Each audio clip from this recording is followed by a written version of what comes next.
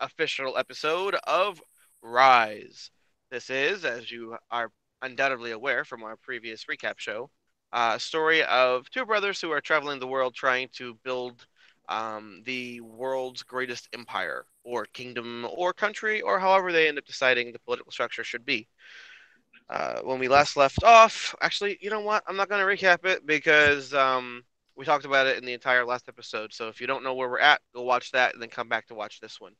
I will state that we got started a little later this week than we will normally, because ordinarily we would like to be done and early. We'll probably still try to finish at the same time this week, but normally we would like to be done or get started, I should say, about an hour before this. It's just that we had some technical issues that we were still, first ever time doing this. We're just working out some kinks. But that being said, everyone is here this time. The one person who didn't get to do an introduction last episode for the recap, if we could, Seth Morak, are you here?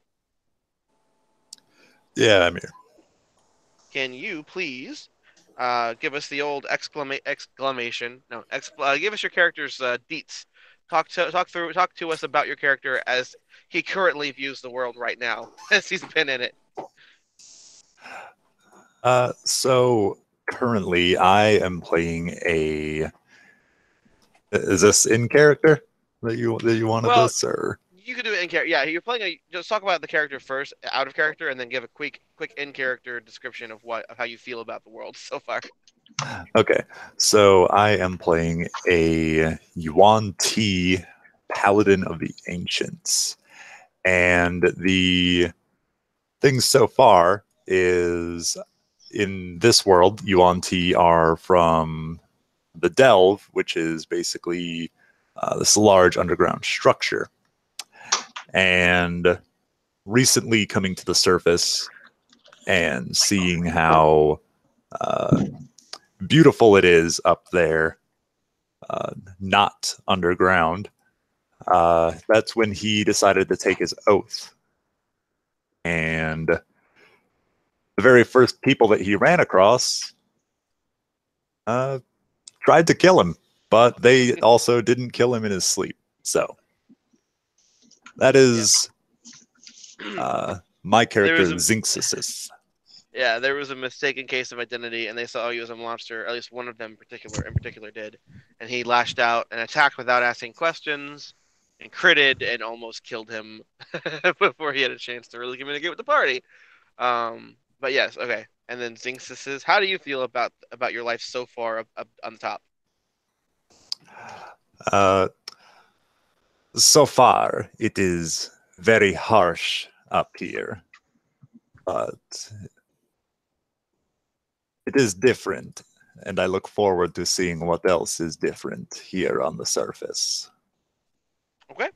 When we last left off, our heroes Aridin and Umgas had done a little scouting mission underneath this tunnel and scouted out a good portion of it. Um, and then went back for help to check out on the prisoners they had escaped. They had freed from these transitioners. For those of you, I'll do a quick recap because some people don't want to go back and watch a 30-minute video to explain this 3-hour video. So basically, the group is currently at standing above ground over a tunnel, on top of a tunnel that takes them down into a makeshift prisoners location where they've taken exceptional people from all across the world and put them through a ritual called the forceful transition, if you will, where they break their body and scar them to the point where they're unrecognizable to and indistinguishable from each other. So that way they go from being, remarkable creatures to being unremarkable, which is what they call themselves, the unremarkable. They're not exactly sure why they do this yet, but they saved about 100 prisoners who were um, in chain and caged at this point, and now that they have, freed them, went back up to the surface, they are going to begin. So we'll begin with you guys having just reached the surface. The rest of the party has done their conversation as we did last session. The party is fairly briefed on what's went down underneath so far, and proceed whenever you're ready.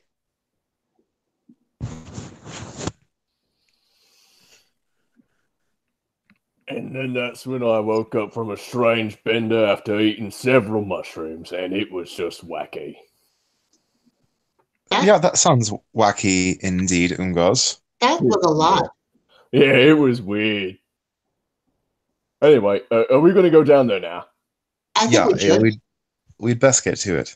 All right. Hold on one second, guys. That. Quick technical thing. For some reason, Marquise, whenever you're speaking, is the only time we're seeing Roll20. Like, that's your profile picture for some reason. Is that... Oh, never mind. I wasn't looking right. I take that back. I was looking at the wrong thing. Forget that I said that. We'll edit that in post. Just kidding. It's live. Move forward. My fault. My apologies. Well, the god is really loud today. Anyways, we should totally go down. Like, I think he's distracted. Anyway, yeah, that sounds like a plan. And we all go down there, I do believe. Right. Should we be sneaky this time, or did you already clear out all the danger? Well, we should at least be slightly cautious on the way down, just in case they have some upwards guards coming to check out what might have happened, or if they heard any noise. We should at least be on guard. So, I can take point. Do we have... I don't think we have... I just realized this. We haven't made tokens for this particular party yet, have we? No. That's a slight problem. Can we just throw in some quick tokens real quick? Jackie? Oh, also... I'm on the inside right now, but I can do my best. Thank you, friend. For those of you who have not met him yet, Jackie is our assistant director for this show, and he also is an occasional guest star who we will bring in when needed, whenever he's capable, possibly later today, because he's currently with the party, but he's going to stay above ground and guard their cart and the prisoner at the moment. Just general, that's good enough for right now. You know, they're very large though. We need to smallify them if we can. Don't you even worry, I'll smallify it. I got this. It's good old Jackie. He's on the money. I didn't know you knew the reduce spell, Mr. Silverspur. Can you zoom in, by the way, Marquise, so that way it's not like so obnoxiously small? Thank you, friend.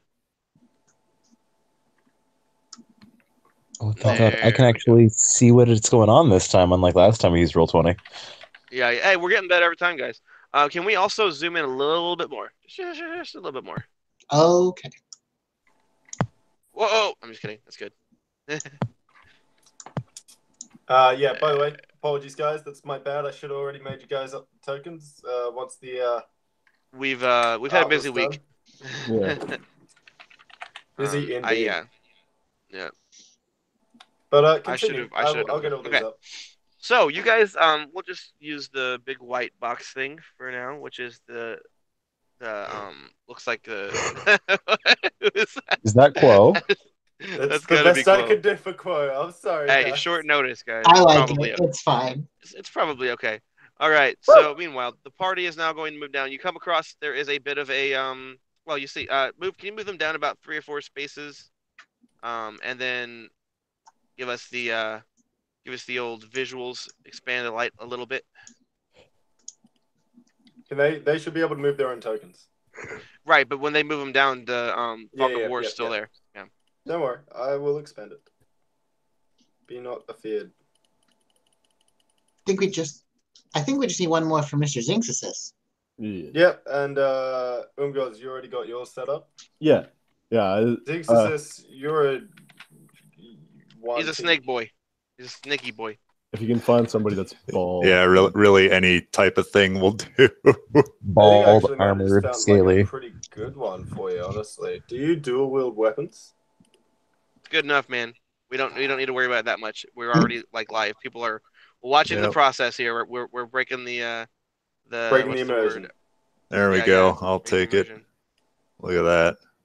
Look at that. You can't see his face, but I bet he's handsome. He's gorgeous. Honestly, he's like standing there between two different spots. He's like, love it. He looks like if George Clooney, Brad Pitt, and Heath Ledger had a baby, and then that baby got the chemical X from Powerpuff Girls. That's what he looks like. Got the chemical X. So down in the cave. Right. So you guys come to the fork in the road here. It is about 10 feet to one side, and as you can tell, to the left. Do you guys want to go left or right? Your left or your character's right? Well, when we came down the first time, I'm trying to remember correctly now. Was it left or right that had the room with all the cages? It was It all was right. it was to the right when you had went to with that. You've already explored that area, actually. Okay. Mhm.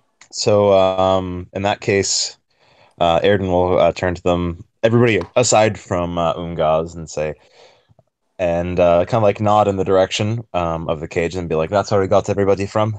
It's time to go this way," and begin leading everybody towards the left, right, left. I think left, right. Yeah. Your left, yeah, your left. Can you go ahead and clear the fog of war up to the next spot where they might need to make a decision, please? You betcha. Ow. Zoom. Ooh, you guys are pretty brave getting that close to the dark there. But This is a nice rock.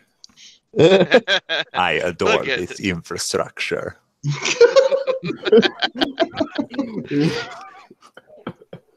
I like that boulder. That is a nice boulder. That's a Nice nice boulder. Oh no, is that copyrighted? So I don't know. so do we get let me just You guys, yeah, if you follow the trail, there's nothing that would stop you from making any choices until you get to the point where the hopefully there will. Yeah. Now, do you see Okay. that door to the? Is that a door? Correct, I believe. it looks like a It door. indeed is a door. Look at you. Would you like to go in the knowing door? things. It's Well- almost like it's my world that I built. I need to but- back the fuck yeah, up. what I the am hell? small and squishy. Yeah. Yeah. Oh, mate, that's a door. I think Dangerous creatures. I moved you with Airden it. just decided, oh shit, I'm left behind. I thought I was leading everybody. They left me in the dust. You thought wrong. So what does the door look like? As you see it, it is made almost entirely of rock. If you didn't have the high perception score that Quo and you have, you might not have actually seen it because it does camouflage itself fairly well. But it does seem to be one of those that slides in, as if it's pretty high tech for this area. It's a sliding door to the left or the right. Slides to the left or to the right. Is there a visible handle, or is it is it craggy enough that you could kind of there's just grab it There's and an push it? indent. There are several indents in the stone that you can use as like a handhold or a finger hold to kind of pull it one way or another. You're not really sure which way it needs to be pulled. All right. Airden will kind of step forward and try to see if it'll move at all, and if it does start to move, then he'll open it, but be standing out of the doorway. You know what I mean? He'll kind of just pull it towards the wall and stand near the wall. And I'm getting out of the way to allow him to get past me. Everyone, please place their characters where you would like them to be. If you can't move your characters, then let me know, and we'll have. So someone Airden is open it. opening the door? I am opening the door. Okay, so you'll be right there. I will be right behind you. All right. So we're opening the door. Mhm. Yep. I will ask real quick, Mr. GMN. Are we have we taken a long rest, or do I still only have my? Have I? You have not had a long rest since you just fought the people downstairs. No, you have not. Okie doke. Just want to make sure. Good to know. Only one little spell slot left. All right. Well, that was a little premature, guys. But that's fine. Yeah, as you open the door, you approach, and you see. Wait, what did you put? Is that what I told you? What is that? Cages. That's cages and a table. Okay, that's what I Set thought. Cages in. All right. Yeah. Once the door's I- open, I kind of like step next to the gap that he left, and I kind of like block it. So if anything was trying to like run out or anything, they would basically just slam into me. Mm-hmm. Okay.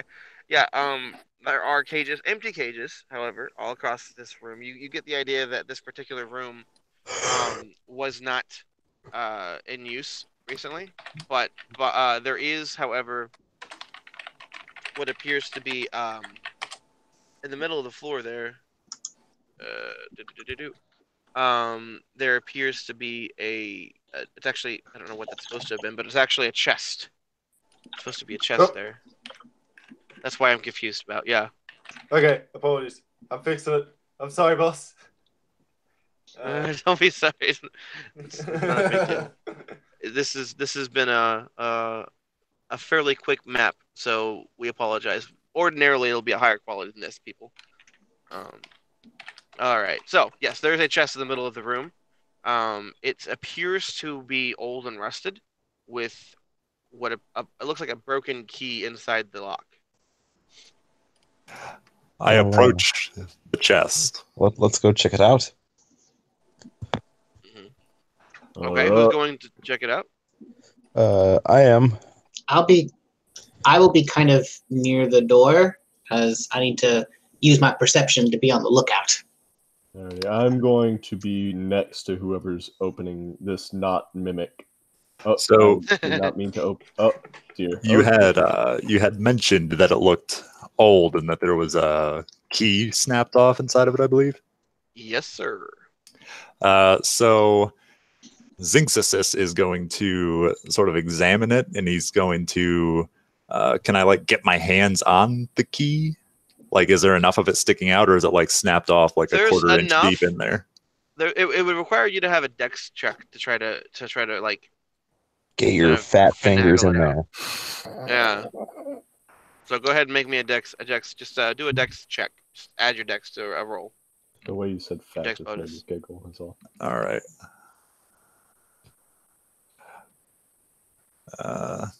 Still not entirely used to roll 20. So how Forward would slash- I? Forward so slash basically what you're roll, gonna do is you're and gonna then- open your character sheet, and you said a dex check, correct? He Yes. rolled a 15. Ah, well, There you never go. mind then. That'll work for right now. So I'll 15. show you later. So you're able to successfully remove the broken key from the lock, but however the lock is still not opened.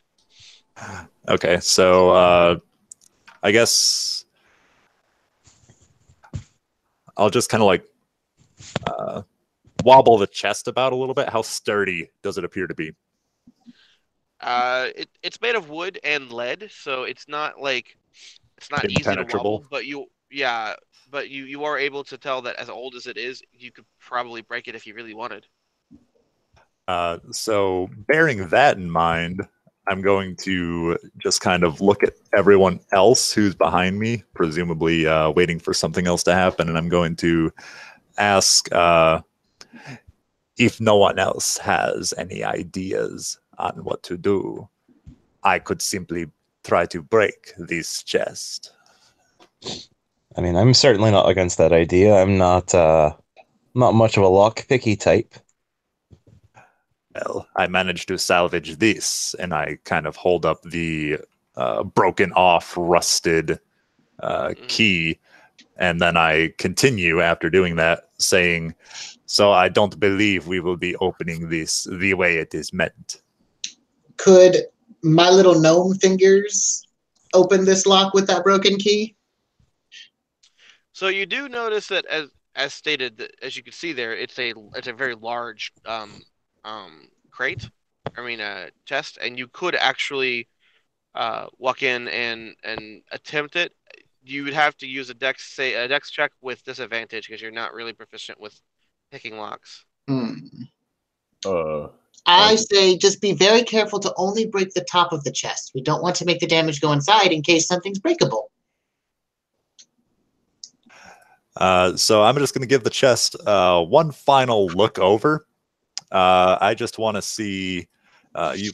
Well, actually, you mentioned that it's I'm able to wobble it without issue. I was able to take the key out without issue. So Zinxasis. Well, it's heavy. It's very heavy, but you can wobble it. Yes.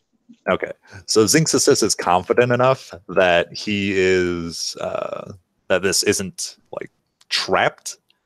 Confident enough to him. So I guess I'm just going to attempt to break it.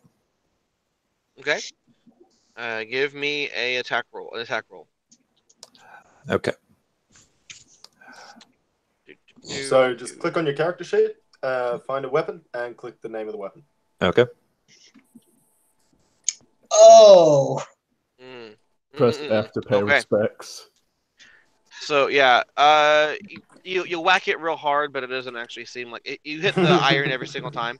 Like you actually kill a couple different attempts here to hit it, and you end up every time you go for it, you can't hit anything with iron. You come across, you bring your weapon up and you slam it down, and it seems like the grating and the angle of the wood is designed to deflect your blow directly to the iron parts of the thing. So Zinxasis is just going to shrug his shoulder and go off this direction. You mind if I try? Zinxasis doesn't reply. He just kind of shrugs his shoulders. Probably nothing. It is likely nothing I need, and just kind of slither past you and begin looking off in this direction that we have not yet explored. That's a challenge, mate. I challenge the champion test. You should go cheer him up, Aridin. You're really good at that. I am? Yeah, remember when you cheered me up? Yeah, but you're my brother, Quo. It's a little bit different than Well, I bet Mr. Zink has never really had a brother before, so you could be his brother. I guess. I'll keep that in mind. I don't think his feelings are as hurt as you might believe they are, though, Quo. I'll bet he's feeling really inadequate right now. Just reading the yeah, the chat. Okay, All right. give it a shot.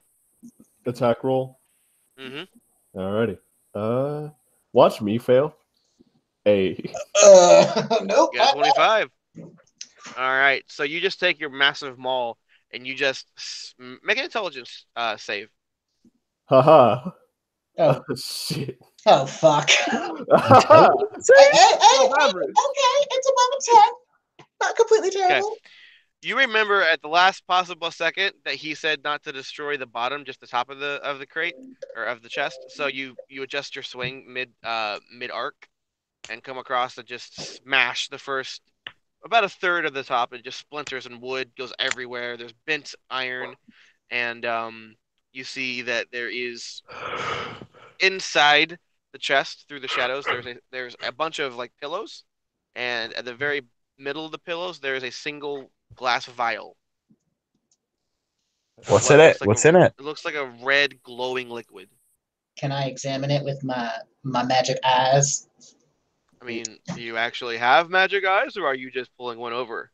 I don't have He's like got real weird magic eyes. eyes, but can I examine it with like an Arcana check to try and check what it is? I don't know what I would do. You can. Cool. Give it the old Arcana try. Could I also Arcana make an College. Arcana check? Never mind, I don't have to, but it would have been 18. funny if I rolled better. Uh-huh.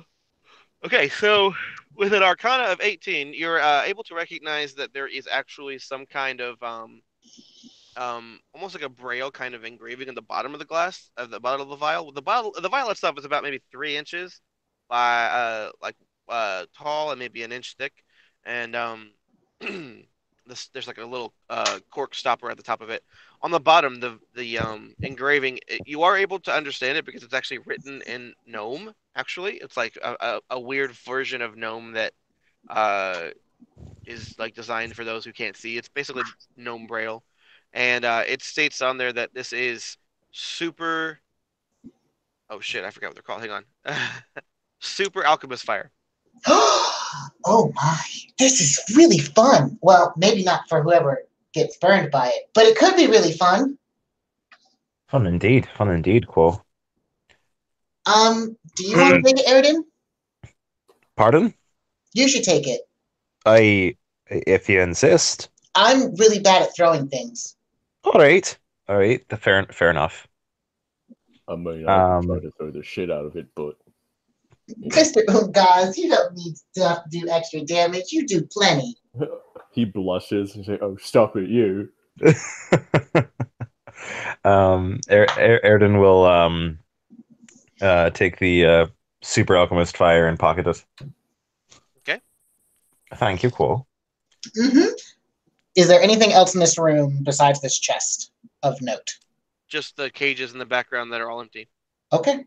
There's no like Oh, were skeletons in the cages. Yeah. No, they seem like they've collected dust. I mean, there are. This whole room seems like it's been mostly neglected for a long time. He. All right, time to move on.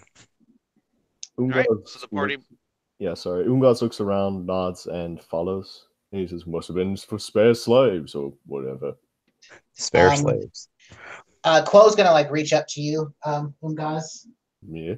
because he would like to be up instead of on the ground walking behind you all really slowly. Ungaz lifts you up and places you on his shoulder. Okay. Add 25 pounds to the carrying what you're currently carrying. My equipment. Yes. The mighty. Yep. Add 1 gnome to your inventory. No, I'm adding our dignified and noble lord. His royal quonus. Royal Cornus. I just want to point out that I'm still well below my carry weight, so. All right. All right, well, you guys Aiden will moved be heading forwards again, trying to stick ahead of everybody with the bow drawn. Alrighty. And Alrighty, everyone stealthing, if possible, I'd be happy to roll. Sure, roll a stealth check just in case. Are you like going several feet ahead of us to like? Probably. Okay. Probably like 10 Gotta make feet sure. ahead, yeah.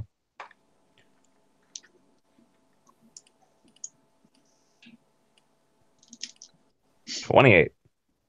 Okay. You become pretty confident of your stealthiness in this particular moment. Can we go ahead and clear up the old fog of war for the next decision? Yeah, indeed, I can. Yes, indeedy. Yes, indeedy. I don't know why it keeps pinging me. I'm just trying to move my guy. Probably because there's someone on top of you. Probably. Huh? For some reason, I can control everyone's tokens, so I'm like, I'm sorry if I move yours. So yeah, there is once again you passed another door to your right, and then there's these 2 double doors in front of you. What would you like to do?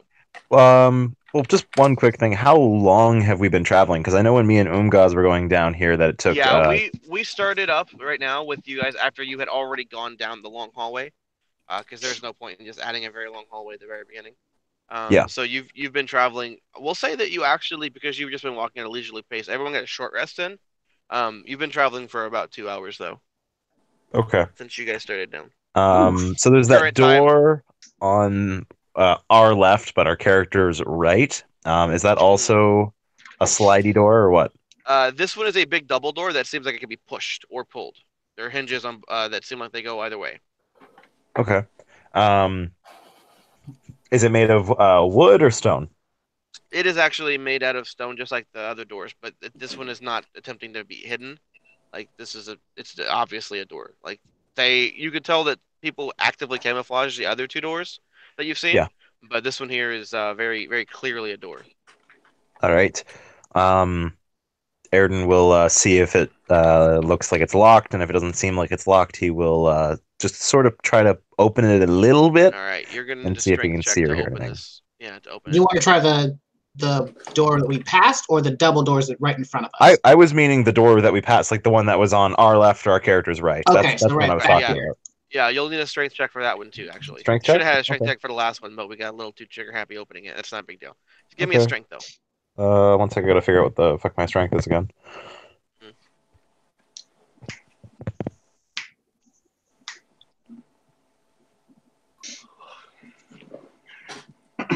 Seven. Yeah, you strain all your muscles after feeling pretty confident from opening the last one so easily, and for some reason this one doesn't budge. You know what? I decided that it might not be the best idea for me to open the door first, just in case something's gonna pop out. Shit, sorry. Why don't you, Zinc? Do you want to maybe open the door? You know, do the whole thing you did last time, block it. So I kind of look at the mighty chest slayer, and I ask if me and him together would open the door. Right. All right. So let's lift with our. Wait, you don't have legs. Shit. How does I'll whisper into Umgaz's ear. Don't do much. Let Mr. 666 do it. I kind of give him a look after saying that, and I just kind of brace my tail against the wall. Got it. Right. Wicked. And I try to open the door. One of you can assist the other and give them advantage. So who I wants to will, take the roll? is it athletics checks or just straight strength? Straight strength. Okay. Do you want to roll strength or should I? I'll just assist the mighty chess slayer here. Okay, cool. Hoorah! Alrighty. Yeah, you are able to you are pressing yourself after watching Airden fail. You like prepare yourself for this really really heavy door, and then you just like it's like whenever you expect the sliding door to be locked and you go to like pull it real hard for some reason, and then just like slams open with a loud reverberating crack. Yeah. What's inside? Alright. Well, you're about to find out. Ah. Bum, bum, bum. As you look inside, you see with his back to you, there is an ogre Oh, munching down on what appears to be the still living carcass of a. So it's not a carcass, I guess. The body of a goat. I see. Oh, not a goat. They're hurting It's a my goat. goat child. I'm just gonna whisper to Umgaz. I think we should close the door. Well, the thing is that you could have, but because you succeeded so high with your strength check, the sound of it actually has like drawn his attention, and you see as you're looking, he's starting to like look around. He's starting to realize that something. He hasn't figured out what it is yet, but you know that ogres typically take a little bit longer to respond to things. But he's how wide is getting the ready door? to turn. The door is about 10 feet. Oh, okay. I'm going to. Y'all all right with me starting to combat, like out of character, because that's what I'm gonna do. Yeah, we're gonna roll initiative I here, by the I way. Yeah, would see sounds good to me. that I have something that's probably going to try to hurt me, and Also, by the way, immediately Zinxasis would be hostile. Sure. Just so we're clear, Jackie, the ogre is large, so it should actually be like taking up 4 squares. Yeah, Yeah. that's fun. Here we go. Jesus, that's massive. But I not need a as bigger big as me. I need a bigger chair. Give me a second. Is there any way to roll advantage in roll 20? Because aside from just doing we have it 2d20, set. We have it set that it automatically rolls, and then you just take the first number unless you have Oh, advantage or disadvantage. basically what you do is that you just click initiative in your thing. I have he's advantage talking- on Oh, initiative. okay. He's talking 'Cause roll of advantage ranger. on initiative. There we go. Let me have a look, Aridin. I'm not sure actually. I'm dumb. You may just have to roll it twice and take the highest, but make sure you're clicking on your tokens when you're rolling. I don't have I can't act. I can't do anything. I can't manipulate anything in roll 20 aside from rolling dice. Okay, well, When we get our actual tokens, like what you can do is you can just drag from the journal to the thing, and it'll put whatever image you have as your token. And I found out that it makes it super easier. And that motherfucker got a higher initiative than I did. Mhm. so we Here, got. well, I'll just roll was not initiative the twice ogre's- then. That was not the ogre's initiative. That was Aridin's initiative. I've rolled it for him. Oh, Oh, okay. and is that with the That's- advantage or? That's with the advantage. Yeah, All it's right. a bit of a macro that I. Oh, I okay, just sweet. found. Thank you. No dramas. So 24.2 for. Let me. I don't have paper and a pen on me. Let me write this down. So far we've got 19 from Umgaz, 11 from Kuo, 8 from South, and 24. Okay. I was about to say, like, that's an awfully high dex for Yeah, that would be pretty scary. yeah. This ogre is a monk. Don't Mhm. put those terrifying thoughts in my head. He's actually an ogre rogue, so like he's gonna get sneak damage every time he attacks you because he himself is flanking you with his 2 arms. He's a roger. He's a roger. It's all ogre now. Roger now. Dear Lord. The Lord isn't here to save us, only If it was a donkey instead, this would be one dank Shrek reference. Oh my god, that would be pretty good. That'll be pretty dark, man. It's so hilariously stupid. Well, yeah, until you realize that the donkey can still talk back, and it's just Mhm. And then you actually kill the donkey, and then a red dragon shows up, like, "Where's my husband?" Yep. Did you roll for the ogre, Lee? He should be rolling for the ogre for me. I just want to make sure because it wasn't I done. mean, I can roll. I was figuring it'd be better if since he's sort of rolling. He can roll for me. I'm actually pre-planning some other bits with the ogre now.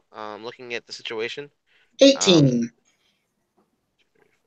He got an 18, man. Well, I mean, he's a roger. What can I say? fuck us. I don't like it. No, sir. Now Well, I yeah. don't remember out of character and in character because it's going to matter for damage rolls. Is an ogre a monstrosity? It's a giant. It is a giant. I see. But is a goat a monstrosity? Because then I'll just shoot the goat. Don't you shoot my child. No. Don't you shoot the greatest of all time. Alrighty. God of all. So, who's going first, boys? That would be our. That would be me. All right. You get the action. Yeah, Erden is just going to pop 2 shots at it, I suppose. Am I... Oh, it hasn't acted yet, so I'll have advantage because of the Natural Explorer feature thingy. So let's go with this. So he's just going to take a shot at it. Ugh. That is a successful hit. And then there's not a crit. Okay. Let's get the damage.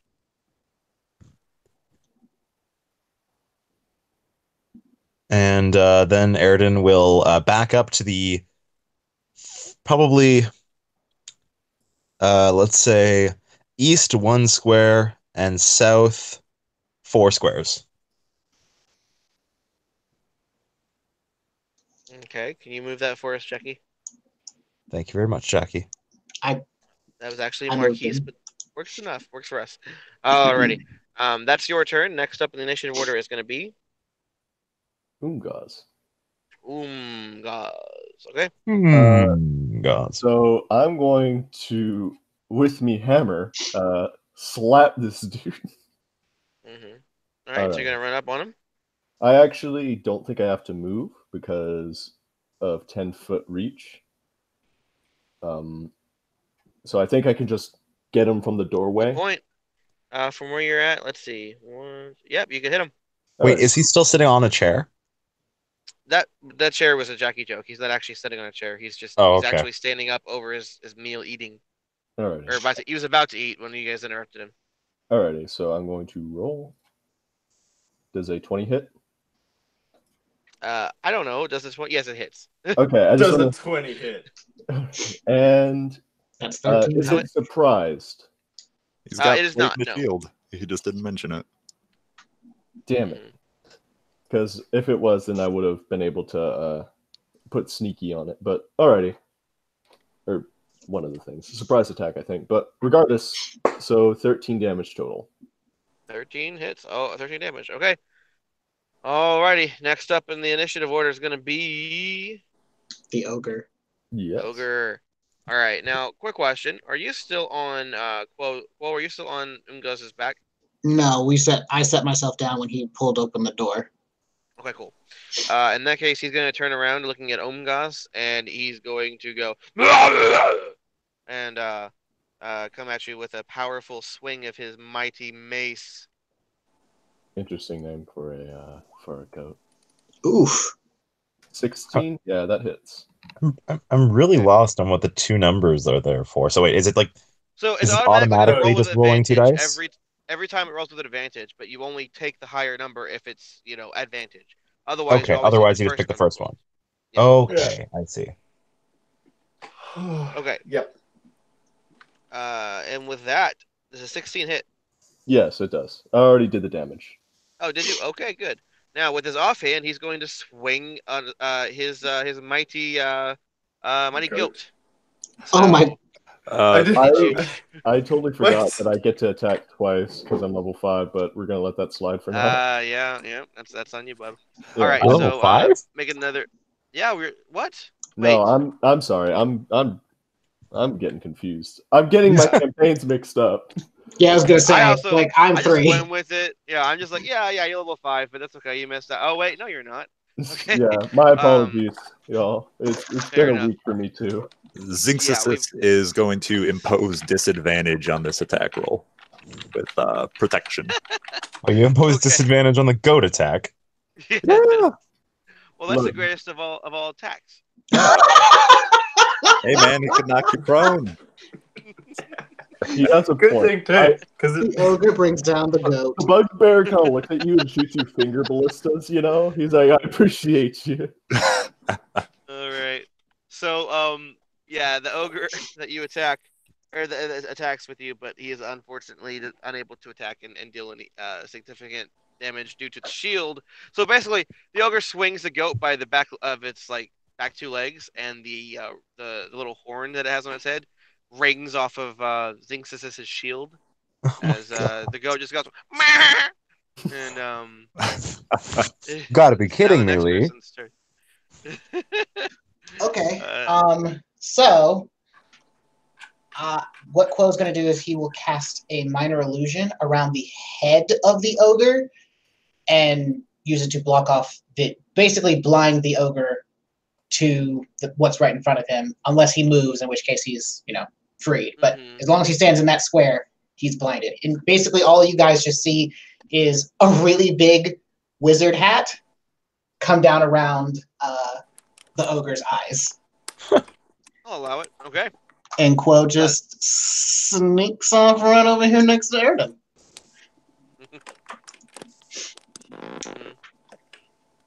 All right. And next up is going to be Sir the Zinky boy.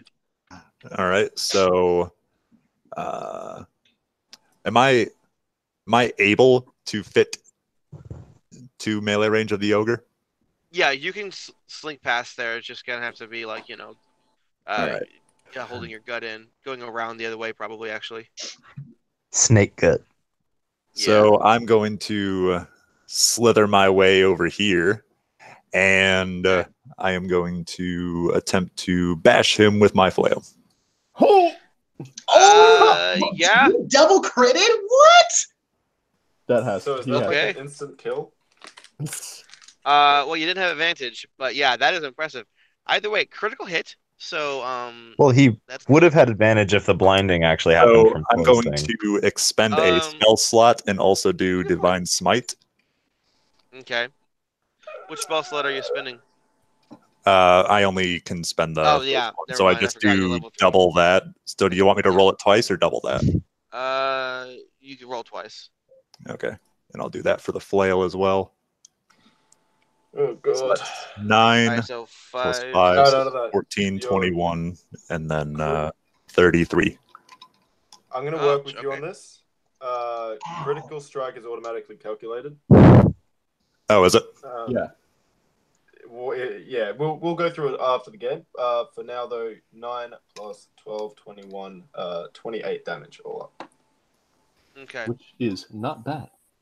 Yeah, it's pretty good. All right, so 28 damage there. I am still one. I've been DMing for a very long time, but I'm just now getting onto the roll 20 aspect of it. So that's why we have Mr. Jackie and in the other game, Mr. Avon to help us out. Yeah, I've Plus, roll 20. can't use roll 20 from a I've phone because I been, scrapped I've been earlier. using it, like, this is where I got my start, so I'm pretty well acquainted with it too. Okay. All right. Well, with that, it is now the beginning of the next round as Ooh. the ogre kind of looks surprised and a little afraid, but more angry than anything. Also, Alright. Gus is going to look at Zinx with some admiration as your glowing flaily thing hits him in his face. You see like a little twinkle in his eyes. And, whoa, that's wicked. The ogre still has the hat over its eyes, correct? Yep. Okay.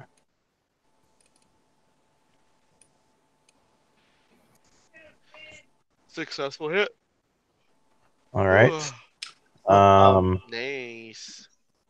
Erden, you can Yeah. click on your character sheet, and if you'd like, you can just click. Are you using your longbow to attack?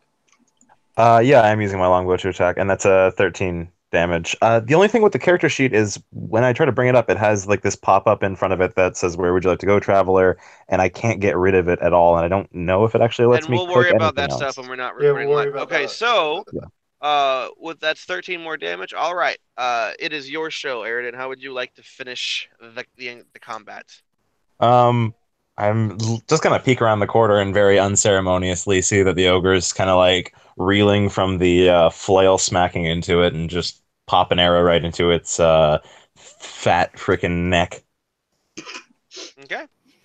The ogre kind of like turns around and goes.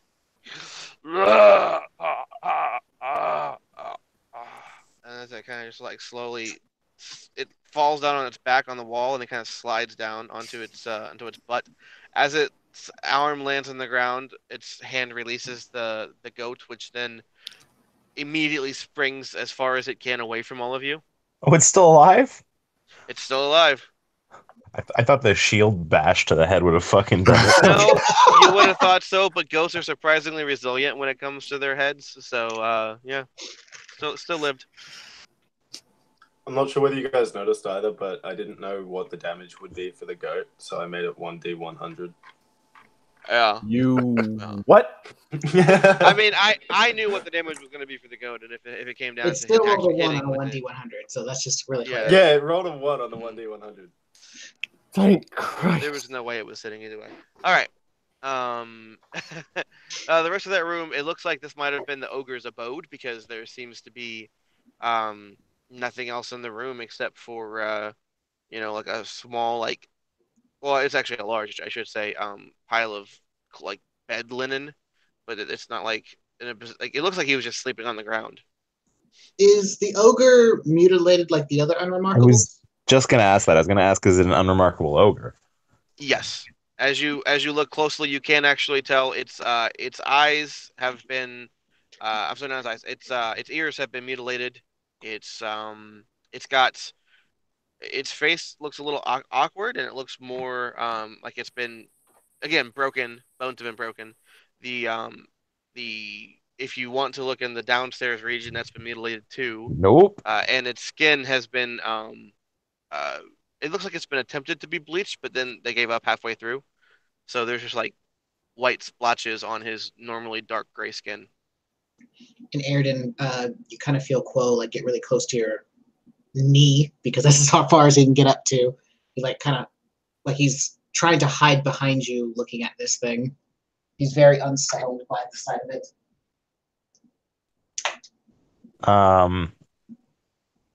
Airden will just sort of also be pretty unsettled by the sheer strangeness of what it is, and otherwise just say to Quo, all right, let's see if we can get this other door, Quo. Maybe you can help me open it just like Umgaz and Zink did. Okay. Zinxasis is just kind of looking over the ogre and sort of investigating like the bed linens, knowing that, just trying to make use of, seeing if there's anything to make use of, kind of rooting around its possessions. The I'm assuming gore of the remains, or not really remains because it bounded off, but what happened with the goat not really disturbing him. So just kind of like rooting around in the room while they're talking.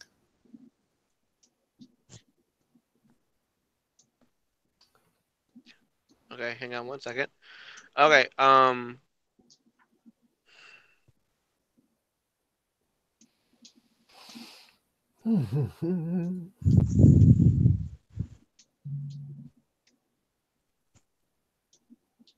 right. Sorry about that, everyone. We are back live. I had a technical problem on my end again. We are, we're getting better every day on this. So with that being said, you're gonna make a strength check to open the door. You both have to push, so you'll both have to make individual strength checks to see. Okay. let's But see Zinx if just it's- wanted to investigate that room. Oh, I'm sorry. I didn't hear that part. The room that you with the Also- ogre in it. Yeah, not letting the remains of the goat or whatever blood or gore might be in there bother him. Zinxasis is just sort of rooting around the room and seeing if there's anything to make use of. You see that there are several bones of animals, most of which have been mostly chewed on. They range anywhere from being the size of a chicken's bone to maybe like a human femur. You're not really sure, but they seem to have been accumulated over several times. Underneath the pile of bones, you do notice there is a short sword that's kind of been the scabbard is long missing, but the sword itself seems to be dented up a little bit. But there's ruby inlet in its hilt. Okay, so upon seeing this, Zinxis is just going to kind of look around and see if anyone else is in the room with him, which, looking at the map, I'm assuming not. And I'm just kind of let the sword drag along beside me as I pick it up, and I kind of slither over here and just kind of letting that sound announce my presence for anyone else to take a look at it. Did you find something, Mr. Zink? Wow. Yes. And I just kind of hold up the sword, and I'm kind of like inspecting the ruby that's embedded into it, and I'm going to say, I believe so. This gem is precious. Does not appear to be a fake. Would I have to roll to know if it is like a fake or a knockoff or anything? Seems like a fancy heirloom for an ogre. Yeah, you would need to roll a we'll say insight. Okay. Because if it was fake, the person who put it in there was trying to deceive someone. So we'll say insight's good enough for this. All right. So let's look at You my cannot. wisdom, which is a 0. So yeah, straight D20. Yeah, you cannot really. You can't tell if it looks like a shiny stone to you either way. It may be real, it may not be, but you know enough to know that while looking at it, you have no skill in this area, so you wouldn't be able to for sure tell them either way. So I'm just kind of looking at it, assuming that it's real, and just kind of like turning it over in my hand. And Can I see if the sword is magical? If you want to cast a spell,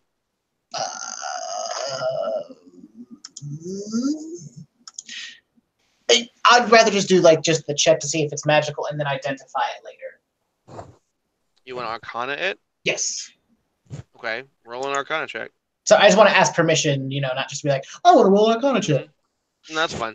I'm just saying, because not all the time will you be able to tell with Arcana if something's magic or not. If it's just specifically not designed to be shown easily. Depends on how high quality it is. So natural 20 for a 27.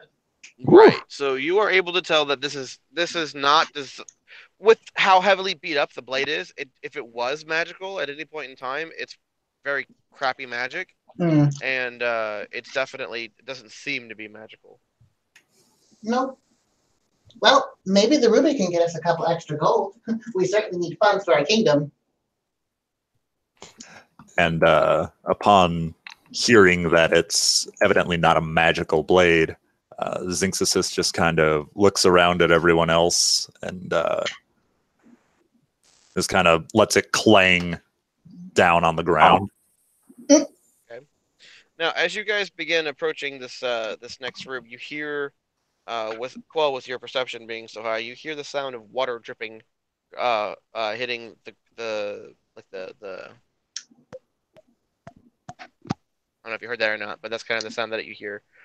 Just a very rhythmic plopping sound on the other side. On the other side. And I would also know that the river is above us, technically. Yes. Okay. So I will relay the information. It sounds like there's dripping water on the other side. I see. Is there any is the floor in front of the door dry, and does it look like it would be a watertight door, or does it look like there would be room for water to come underneath if there were room? Make an investigation. All right. Mr. Witness asking all the smart motherfucking questions tonight, kids. I like how you said motherfucking and then said kids. It's like talking to the kids, these motherfuckers, them. The children know what I am. The ogre laughs at you from beyond the grave at how ridiculous you're. Okay. You get 22. Yeah, you're able to pretty easily determine that this door is fairly well airtight and water sealed, because you can't make out any holes between here and the other room. It's actually, quite frankly, amazing that he's able to hear anything through the stone of the doors. Huh. Well, I guess we might as well try opening it at least. I mean, if a flood comes through, worst comes to worst, we swim away. But I don't think anything that bad's gonna happen. So is Zinxis made aware that there is water on the other side of this? I did say out loud that there's dripping water, yes. So yeah, I'm hanging out over here. That's why I was laughing, just because you were Watching. already moving away. Are you okay, Mr. Zinxis? I do not thirst.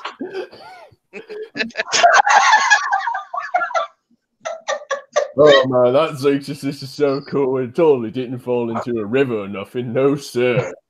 I was half expecting Zink to just go into the ogre's room and close the door behind him. Not the worst idea. It's like, don't tempt me.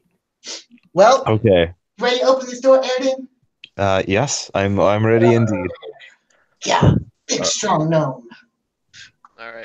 I'm rooting for you, mister, and I'm gonna suddenly help. Suddenly help the gnome.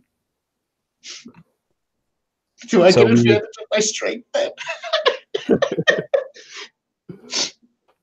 As I pull with all my heart.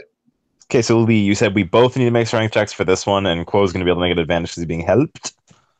I mean, I still get a 17. Yeah, you each have to make a strength check. 14 and 6. All right. So you're each able to. Are you pushing or pulling? Because these doors can go either way. On the count of 3, we'll both say our answers, just because Okay. maybe they'll be different. They'll be fucking funny. 1, 2, 3. Push. Oh, All right. we So are you brothers. both just push as hard as you possibly can, and after a couple of seconds, and you're digging your feet and like moving your feet forward and getting nowhere, eventually your heels catch something solid, and you are able to push both of the doors open, revealing the contents of the next room to your party. So I'm just hearing the stone sort of scrape and anticipating the sounds of flowing water. And when I don't hear any, The floodgates. I'm going to begin to make my way back. What you do, this yeah, way. there is no flowing water, but what you do see is that there is there are several areas in the ceiling above in this next little area corridor where there's like droplets of water dropping from the ceiling, and you actually see in some places stalagmites beginning to form and stalactites from above beginning to form, but they haven't quite reached like big enough to where you have to like worry about them as obstacles or anything, but they are definitely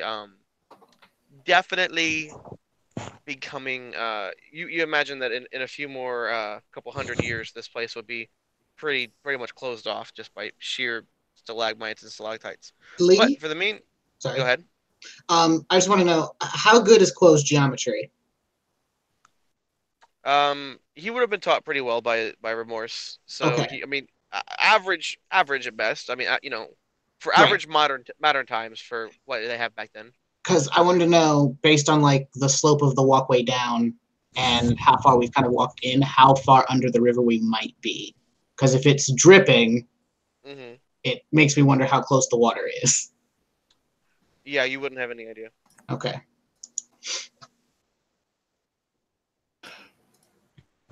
Shall we continue? Indeed, certainly. As soon as Zinxis looks and sees that there's no water rushing, he's all about continuing. The Alright, dripping water you- making him a bit uneasy, but Yeah, you guys continue to travel forward this way, and then of course, as you'll see, there's another door, and straight forward, and then of course there's farther down in the hallway. Do you want to stop and investigate this door as well? But of course. Alright. How are you entering the room? Similar door to all the others. Yes, this is another one of those pull to the right or left doors. All right. One of you big strong ones want to open it up? I'll be back here with my bow ready. Do it. Well, so Zinxis again is just going to sort of brace his snake half up against the wall and just begin to pull. Okay. If anyone wants to help him, he'll let them, but he's already beginning. I will help. Alright, so roll with advantage then, Zink. And Airden will be holding his action with to fire an arrow if it looks like there's another ogre or some other ugly bad shit behind the door. Okay, so that's a 14. Yeah.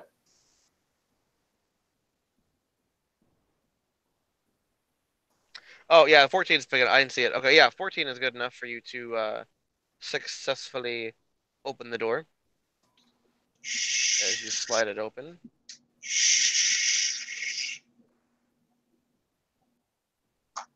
Doom, doom, doom, doom, doom. It's like watching one of those really old school games where it takes forever for the screen to load. What's behind it? You'll never know. Turn to disc 2 to finish the adventure, and ba-boom! Hey, this isn't easy, all right? Thank you, Hey, nice. Thank you. And We as soon as appreciate it's you. open, I'm just Yes. peeking All my right. head So in. as you walk in, you see that to the left there is a cage, with 4 prisoners in it, and it looks like to the right there is a single unremarkable guard. Straight ahead of you, there's another unremarkable guard, and then to the left there is a third unremarkable guard who have all heard of the door open and are looking at you. Let's see. From where you're at, you do not have line of sight from where you're standing on any of them, Airden. So you do not actually have the ability to shoot any of them. However, they get to everyone roll initiative, and they have a surprise round on Zinc. Oh no! Oh no! So I mean, it's not really surprise round. Again, surprise isn't done most of the time correctly. It's not like you get surprise round isn't really a thing. It's more a question of Right. you roll initiative, and then you are under the surprise condition until you have taken a turn. So Were they like hidden from sight? I'm guessing. well, they're each in a little cubbyhole, but from where you're standing, I'm looking straight ahead, and the door and the wall actually would block off literally anyone from any of them from where you're at, the angle you're standing at. Yeah, Yeah. They're not really hidden like per se, but just they're hidden from you. But they're yeah. not That's trying why I to was hide. wondering why they're both- getting the surprise on Zinc. Mhm. Oh, because as he's opening the door, they are hearing the door move. It's a slow process. So as soon as the door is open, they've already prepared to attack and are attacking whoever opens the door.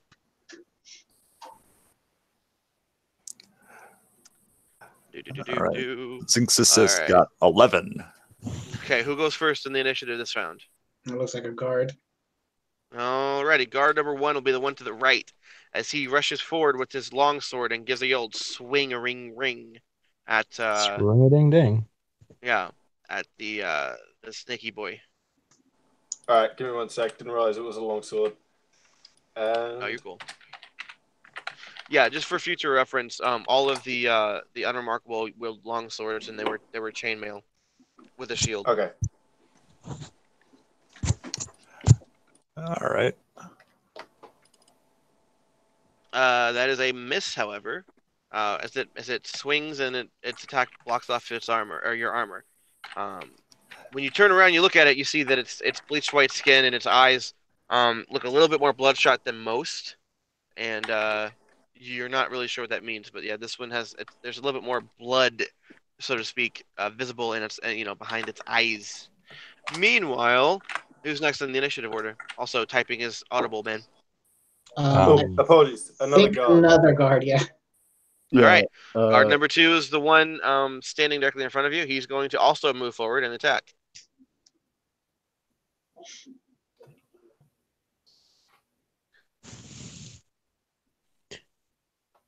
Uh, 20 hits, correct? My apologies. Oh. Yes, a 20 hits. I actually forgot last round that you were and yeah, so they actually both would have hit you. So you take 6 piercing damage from the first attack and 5 from the second.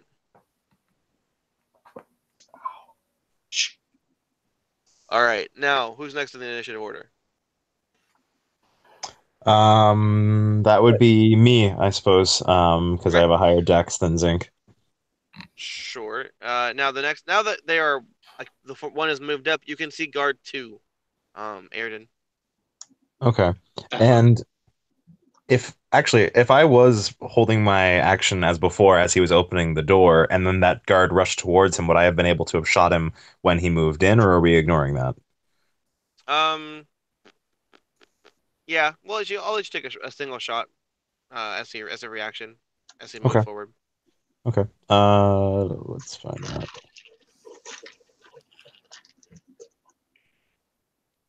So it would have been a 14 to hit with that held action shot. Okay, that's unfortunately not a hit. Now on Okay. your actual turn now. And now the actual turn, not regular shot. 16 to hit. You looks like at first that's gonna go right through his the opening in his chainmail, and then he kind of raises his shield at the last second and blocks the arrow. All right, and Airden will back east 2 squares, south 1 square. If one of the kind folk who has control of Roll20 would be able to do that. Say it again. East 2 squares, south 1 square. There. Okay. Next up in the initiative order looks like Zinc. So I'm going to continue to block this doorway. And I'm just going to kind of plant myself as firmly as I can and make sure that I'm going to make it hard for them to get through. And I'm going to take the dodge action. And that will end my Okay. turn. Alrighty, dodge action it is. Okay. Next up is going to be Ungaz. No, it's actually Zin because he also rolled an 11 but has a lower dex. No, he went. It's my turn. Oh, that was just his turn. Oh, my bad. I'm dumb. So can I? You're bugbear. It's excused. I have an average intelligence, thank you. I'm just dumb as a player. But can I move right here? Yeah, sure, that's fine. Okay, so it's just because like his thing goes through it, and that's what I was asking. So, alrighty, I am going to. Let's see. I'm thinking. I think I'm gonna. Yeah, I'm gonna rage, and I'm going with. First, I'm going to attack this goober right here, to the left of Zinc. So, Okay. whack. Does a 19 hit? It does not. What? Wait, yes, it does. It does. I'm sorry. I was thinking for a minute that they had 20, but yeah, I was as if they had the other one. First of all. Alright.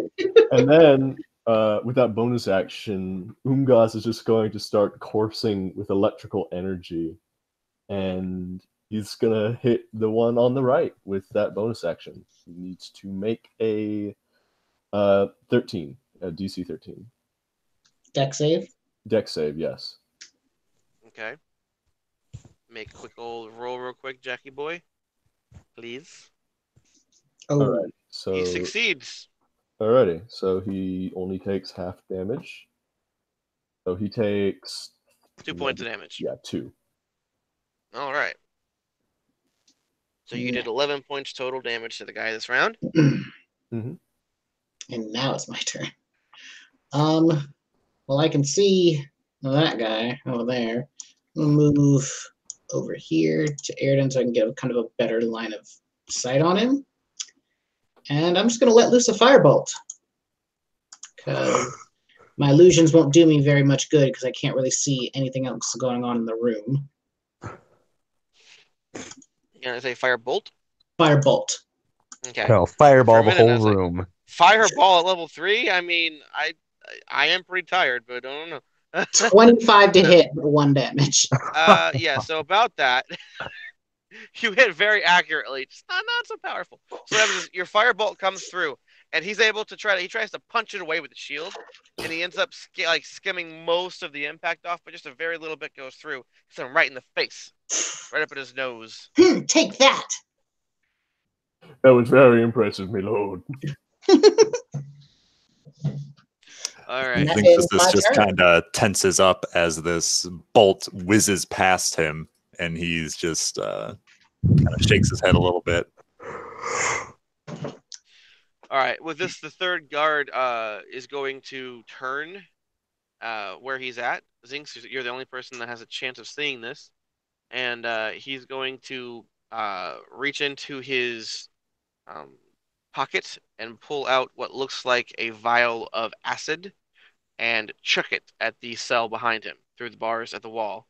So now they're Dick. all of the prisoners in the area are now surrounded by this noxious poisonous cloud of poison, and they're beginning to. You hear them coughing and help us. Kind of sound they're making. Okay. And Zinxis is just going to. So from where I'm at, I can see this, or I can just hear this. You can kind of hear the sound of you hear him pull out and then throw the vial, and then you smell with your fairly good sense of smell, you smell some kind of nastiness in the room, and you hear people like choking and asking just someone please help us. Okay, so well, I will describe what he does on my turn in initiative, but for now, I'm going to tell everyone else not to advance further in the room.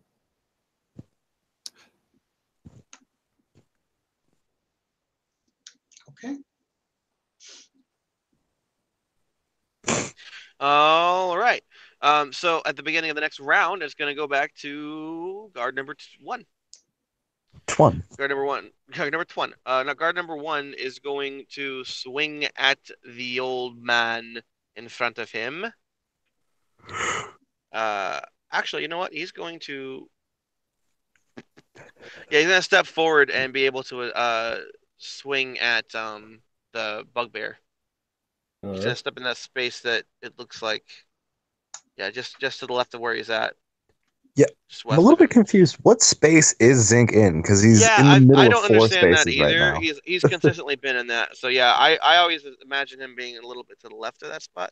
But if that's the case, then yeah, that's fine. He'll just attack Zinc, and then the other guy. Well, it's fine. Not a big deal either way. It's because the token's off. It's the only reason. Well, next week we'll have that fine. That better. But yeah, so. He's going to attack. What did he get with this? He got a 6. Is that to hit me? It's to hit Zinc, but truthfully, it doesn't matter who it's to hit. 6 doesn't hit. So he misses with his attack. Okay. Mm-hmm.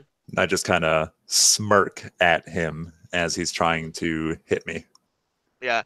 He hits you with what admittedly feels like a powerful blow, but it ends up like completely being absorbed by the armor that you're wearing, and you just kind of like as you laugh at him, you notice that his eyes kind of this is the one with the more red eyes than normal. His eyes kind of like twitch a little bit, and the muscles in his face begin to draw back in a snarl. Next is going to be the second guard next to him, and he's going to move in closer, kind of putting himself in that in between space, like, you know what I mean, just down 1 square from where he's at, because there's enough space for him to stand there. Yes. Right. And he's now going to. Now he's flanked with you. He's going flanked enough. He's going to attack. Technically, he was flanked before. That's because he's in a weird. Yeah. So move the guard on the right up 1 square, because that's No. Yeah, just straight up from where he was in the corner. There we go. That's close enough. And then if you can move Zinc more into that square that's next to him, so we don't get confused anymore, that would be ideal. I don't know if we can do that or not. Yeah, there we go. There we go. Perfect. All right. Now that's been taken care of. Yeah, he's now going to attack with an advantage against Zinky Boy. He'd have just a regular straight roll then. Why would he Because have Dodge. That's right. Okay, yeah, so regular attack. Which is a 7.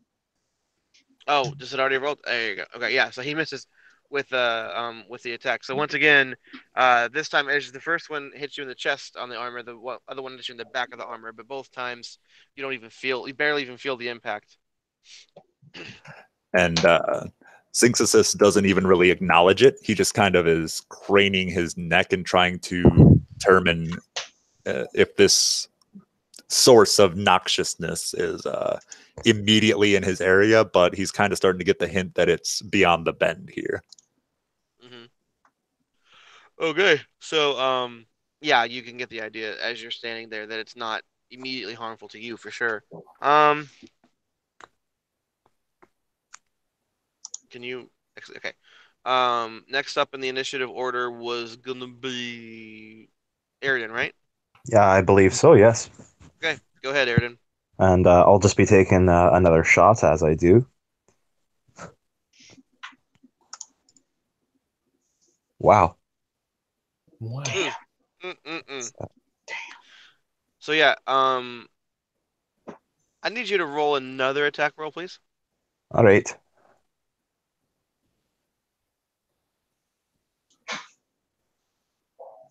Okay. So your arrow cracks and actually splinters because of how the difficult shot you're trying to make. It splinters on Zinx's shield itself, actually. As you shoot Sorry another there, arrow. Zinc. Yeah.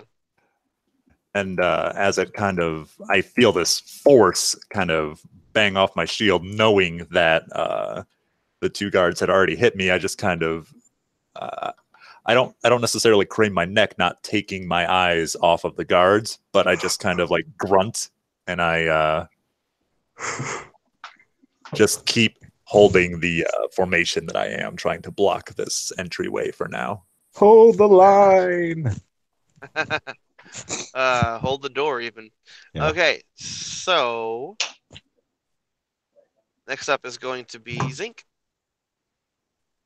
All right. So these two guards are. I'm in this square that's just above Umgaz, correct? Yeah, they're both flanking you. They base their attack around you this turn. Okay. So I'm going to tell Umgaz to protect that area. I'm just going to call out to him. I'm going to say, "Do not let them pass. I must see what is beyond this corner." And I'm going to meta question. To interact with a door, is that an action or a free action? It's an action. Okay. Yeah, So it'd be the use object action. okay. So I am going to turn over here and peek and see what's beyond the corner. Okay. You see that there are 4 prisoners who are all completely they look young, powerfully built, 2 of them. One looks incredibly um thin but with kind of like a knowing looking face, or at least if it would be knowing if it wasn't for the fact that it was writhing in pain. And then one is already face down on the ground. You can't tell, but she looks like she might have some kind of she's wearing very fancy clothes. Okay. How does the door look? Can I see beyond the guard to see if maybe Oh is yeah, the it's door actually just open? it's just like it's like a straight up iron like bar cell. Like it's a cell. Okay. I'm going to move over here and basically. All right. Now, real quick, as you moved, I need 2 rolls made against him for attack opportunity, please. I didn't do it yet, but I meant to before. Right. I don't want to interrupt him. So please make 2 attack rolls against him, please.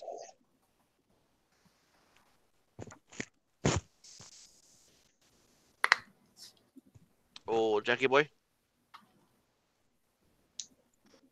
Oh, Jackie boy. Jackie boy.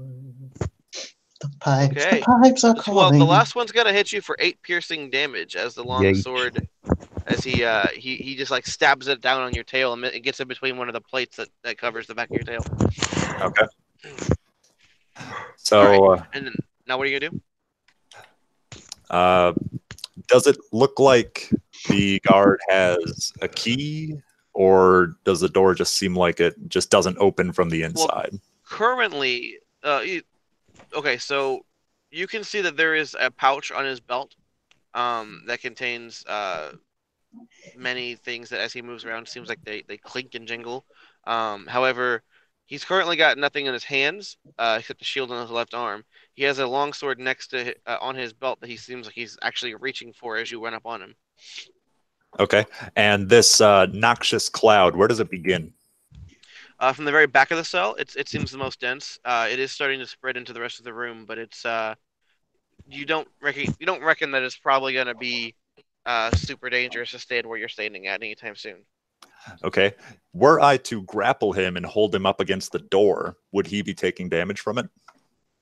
You'll Ooh. find out. I'm just saying, like, if my dude could see the cloud, like, getting So beyond the past cloud, the door. the cloud does just barely reach around the it kind of ends around where the cage is. You don't know if he was like right there, like turned around facing the cage, if he would have to be breathing in enough to hurt him or not. You don't know yet. You could try. Okay. So I am going to make a grapple check. Okay. Roll athletics and then have him roll. He'll use an opposed athletics check to try to outpower you. You got this, Zink.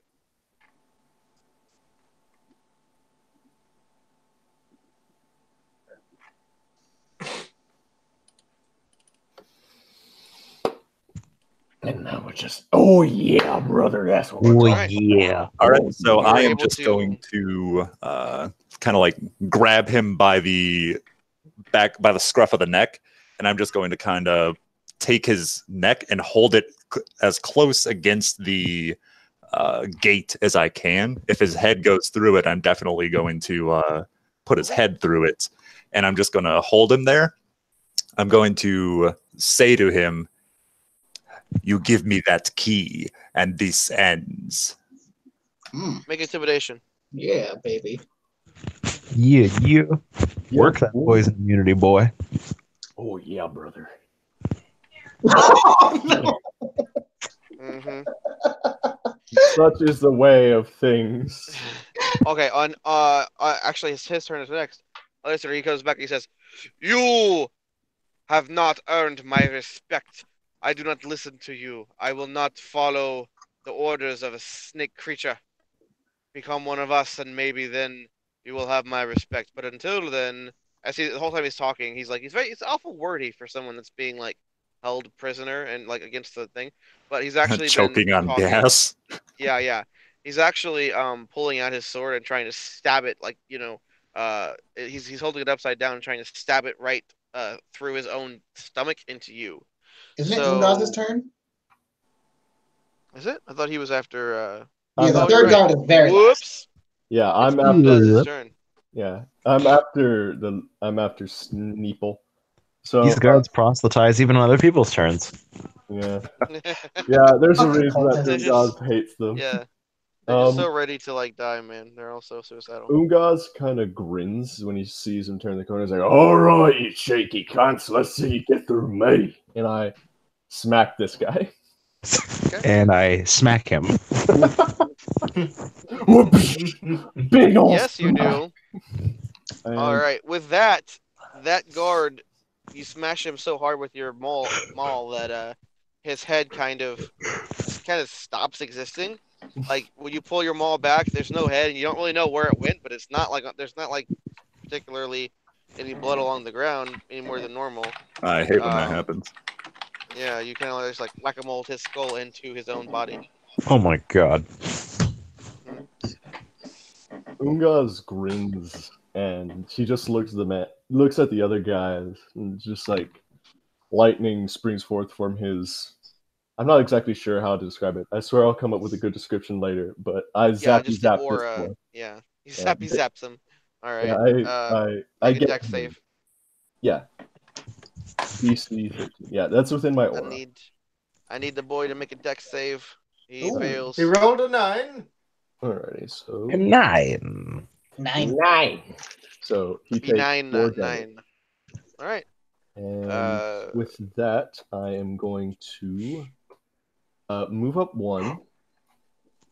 So that way, like, I'm kind of Mhm. cornering him. And he just says, "You sure you want to continue this line of thought, mate?"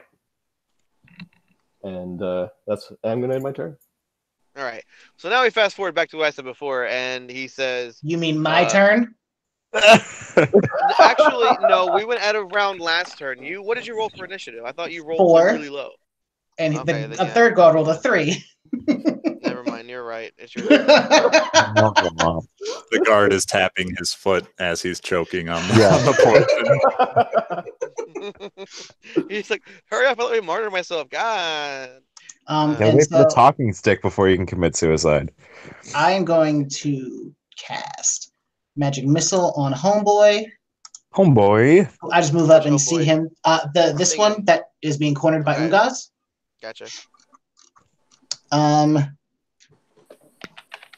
There's no way it did only 5 damage. That's physically impossible. No, Yeah, How no, much? it's possible. I think, right? How much? 'Cause it's three. There's 3 of them that do a +1 each, so there's minimum 2 damage, so 6 damage. Yeah, Oh, no. Well, hey, real So I quick. think that's the first one. Yeah, that's what I was gonna say. Is that's the first one? Oh, okay. So I need to roll 2d4 plus 2. Yes. Mhm. Roll 3 times. It's a This is the guard. helpful guard. The thing is that Yeah. it's meant to like do it 3 separate times, just in case you send it 3 separate ways. You know. Gotcha. So separate targets. All right, so, so a yeah, total of 12 13 damage. 12 damage. That's what I meant. Mathematics are my favorite thing. All right. So he shakes his hat a little Uh, bit, and the tip right. comes around and blasts him 3 times. So the first 2 hit him in the chest and knock the guy back, and then as he's being knocked back, he gets the last magic missile directly in the back of his head, and it knocks him so hard that his like legs fall out from under him, and he lands flat on the side of his face. And once his legs then collapse under the ground somewhere after that, he stops moving. And then just take a couple more steps in to see around the corner. I take a couple more steps in to see around the corner. Umgaz All right, so offers you to see fit the 12, by the way. you basically see the scene that I described earlier. Yep. All right, now the guard Now. is going to say, "You might have beaten my comrades, but you will never take me alive." And then he kind of stabs himself in the stomach, trying to also get an attack, which gives him advantage on the attack roll against you. It's a special kind of suicide strike. Thanks, Yoshimitsu. Must be a pretty sharp sword to stab through 2 layers of chainmail. Yeah, you know what? You take your logic and you shove it. We don't use logic in D&D, friend. The katana notes bad. Can someone please give me a D20 plus 3 with advantage? Just roll 2 of them. I don't care. Because I don't know if Jackie's able to hear me anymore. D20 plus 3. I'm back. Mhm. D20 plus he's 3 back. from the guard. Yeah, two of them in a row, please. Okay. Or just make 2 attacks. I'm always adding it in my 2 head. longswords. The first one hits. So, yep. It's gonna... Actually, is that a nat 20? It's a nat 20. For No. the What? first, Yeah, no, 17, total wouldn't it? 20. yeah, that's just Yeah, a it's 17. all- Green if it's not 20. Okay, yeah, because it would change color if it was okay. So yes, Yeah. in that case, you take 8 piercing damage as the guard kind of slumps to the ground afterwards. He's actually held up to your chest by his own sword. And I'm just kind of gazing down at this. Mhm. Stupid question. Shishkabald. He's probably still breathing, right? The last vestiges of life are leaving his body as you're looking down on him. Yes. Okay. I will describe what I do on my turn, but aside from that, Alright. I'm just kind of like padding around. Yep.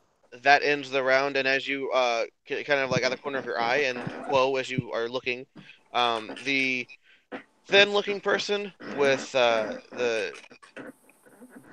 long hair, the robes, is now gone silent. Their coughing has stopped, and they breathe. They move no more. The 2 well-built type of character boys, they are still coughing and choking, and one of them says, "Help!" He's like reaching at the through the bars. Actually, the one that's up front is reaching through the bars, trying to grab at the belt of the guy who's still like shish kebabbed onto Zink's chest, but to no avail. Now it's the next person's turn. That would be me. Yeah, it would be Arden. Luckily, 45 feet can get me exactly to the door, which is my movement. I believe so, Okay. at least. 5, 10, 15, 20, 25, 30, If you, 35, 40, 45. He is absolutely correct. if you'd like, there's the thing that you can do basically is that you pick up your token, hit Q, and it'll kind of show He you. can't. Again, he can't actually do that at the moment because of Ah, the setup we alright, have. well- But he'll. Yeah, we'll do that stuff later. We Okay. need to actually Um, get together, all of us, if we can find time on everybody's schedules throughout the week, and actually just like Learn. play and learn the Roll20 system. That, We yes, should have done that that needs earlier. to But happen this, soon. the last Yeah. couple months have been hectic for everyone. Anywho, And Erden will rush over and quickly try to. So the cage does have like an actual lock that requires a key, and it's not some Yes. weird sort of like bar lock, right? Okay. Yeah, it's a lock. Okay, would it be like a bonus action or the free action to try to like pat this guy down, grab a key, and open the door? I'll let you take a bonus action to make an insight check to see if you can figure out where he would keep the key on his belt. Okay. With just like quick glance, and if you do, then it'll be part of that bonus action to grab the key if you succeed. Sure, sure.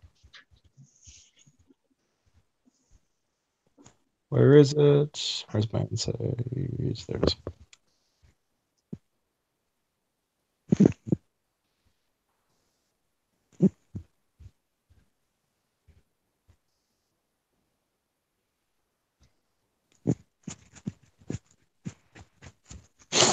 Yep. Okay, you're able to pick up the key very easily from the pocket.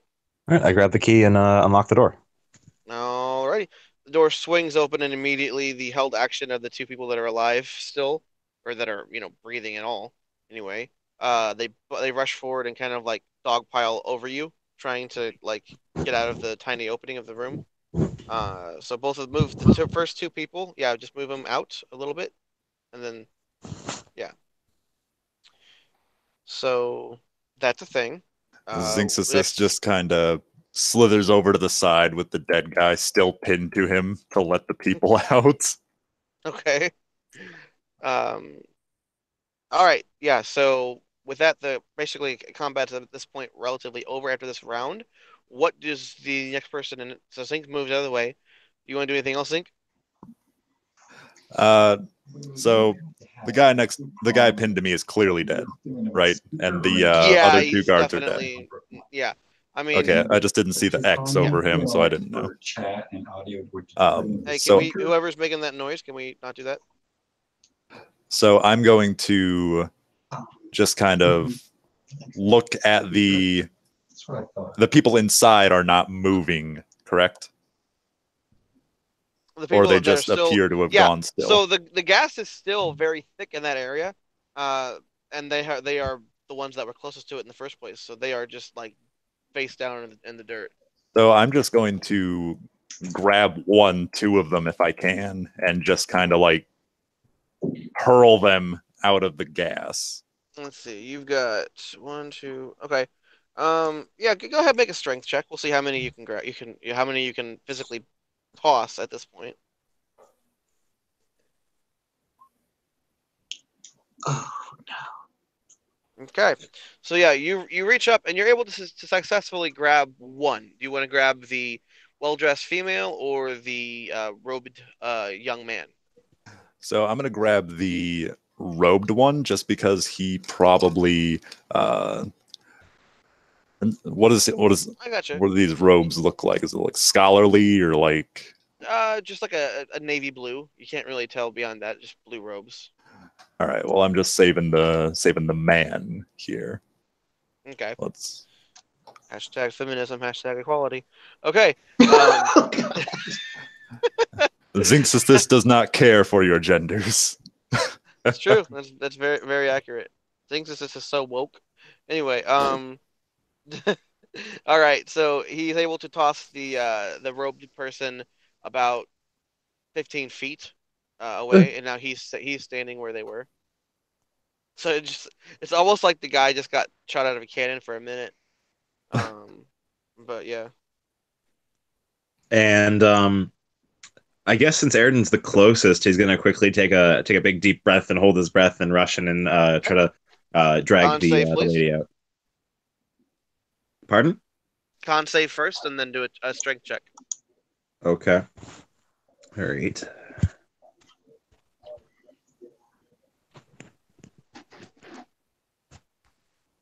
We should really have gotten some background music we could play. Guys, if you're still watching this during the moments where there's something happening, I apologize.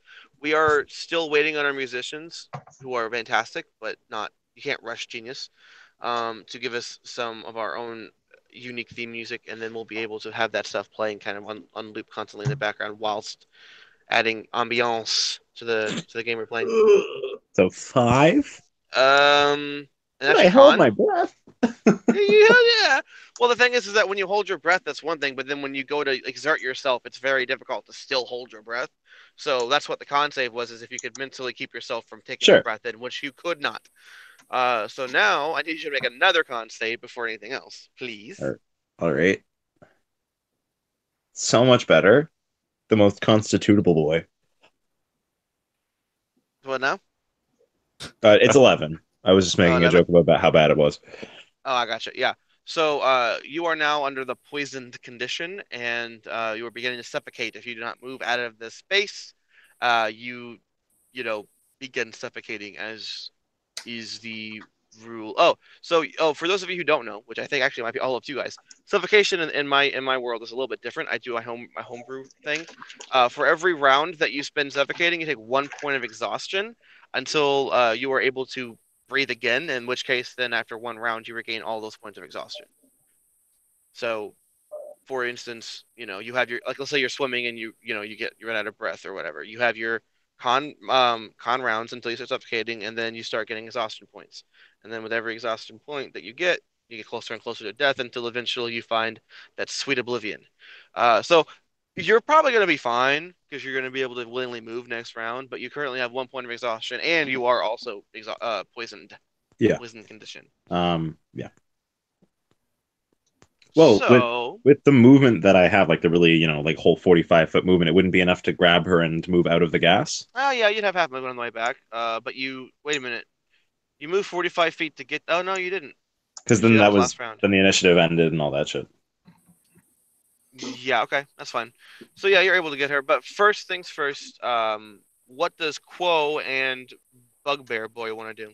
I want to do a medicine check on the person that Zinc tossed. Ragdoll. Okay. Alrighty.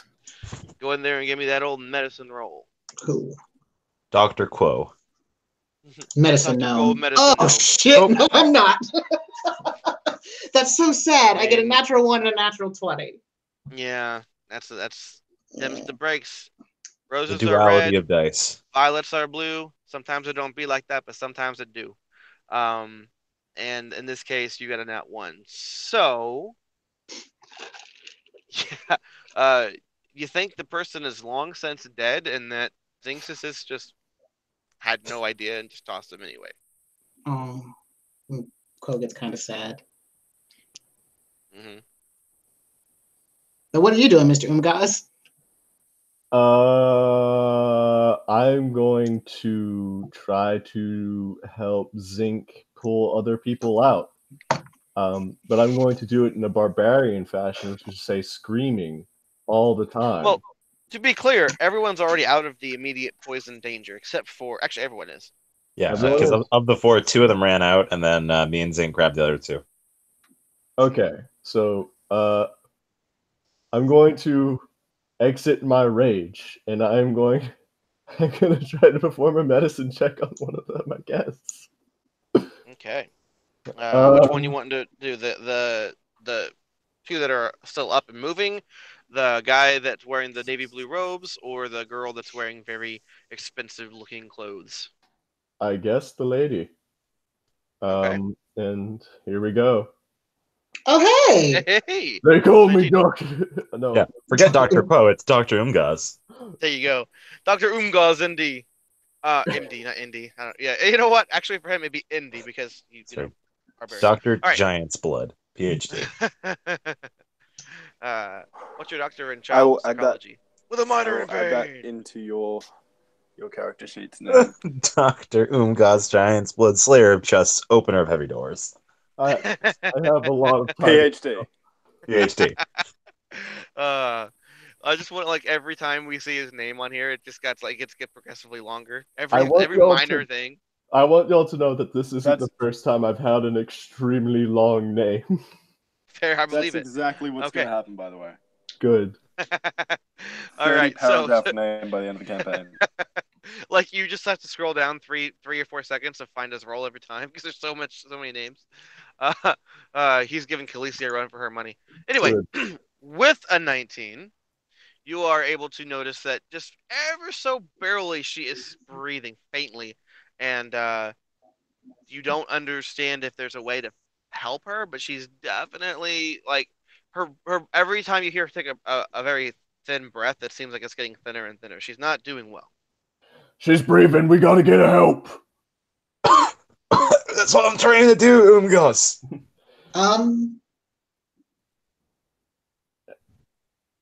And So is this cloud, is it like slowly like surging out into the main cave? No, it's or completely stagnant. There's no real air or anything to push it, and right, it no was just like circulation. kind of yeah. So it's just purely stagnant. And actually, as you're looking at it, it's significantly thinner than it was before. So you feel like after the air bonds with the, well, never mind, you wouldn't know It'll that much. dissipate. Yeah. It doesn't seem like it's going to be any danger to anyone as long as they're outside of where it hit. Okay. So after sort of a cursory look to see if there was anything else, did I see anything like else in that area, I suppose? Just the cage, and there's the two chairs that the guards were sitting on either side, waiting, like standing guard, and then there's the chair that the guard was sitting on next to the cell. But other than that, no, there's really nothing else. Okay. Unless I mean, do you want to what are you looking just at the room? Yeah, I'm just seeing like if there was anyone else in there. Mm-mm. And if Nope, there's just not, the I'm four just of you. going to sort of look over the, to my knowledge, injured people and just kind of look them over and kind of judge for myself if they're going to be okay or if I need to do something. So I guess I'm just going to stride over to the man that I yeeted about 15 yards over here. Okay. And I'm going to kind of give him a look over. How bad does he look?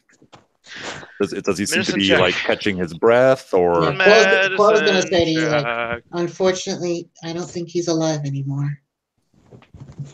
Just really sad, Quo.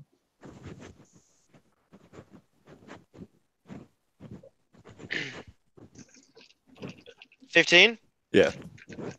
You could tell he's still breathing pretty faintly, but you could see how Quo might have, Might have it. missed that. So Yeah. I'm going to. Would I have heard that the female was alive as well? yeah, he screamed. Yeah, it. he screamed it out loud. Mhm. So I'm just going to go ahead and use lay on hands. Okay. Some of my 5 points. Yeah, some of my points from that. And I'm Okay. going to expend 5 on the man and 5 on the woman to neutralize 1 poison affecting it. So you guys watch as he kind of just like puts his hand across the chest and throat of each person. His hand starts to glow a kind of a faint green. As he like raises his hands off, you see kind of green liquid kind of like pour through the pores of their skin up into the air and circulate into form into a ball, which he then clasps his hands around, and then he opens them up, and the ball of energy and the ball of the energy and the liquid is all gone at that point. Immediately, as the liquid has left their bodies, their complexions return normal, and they go.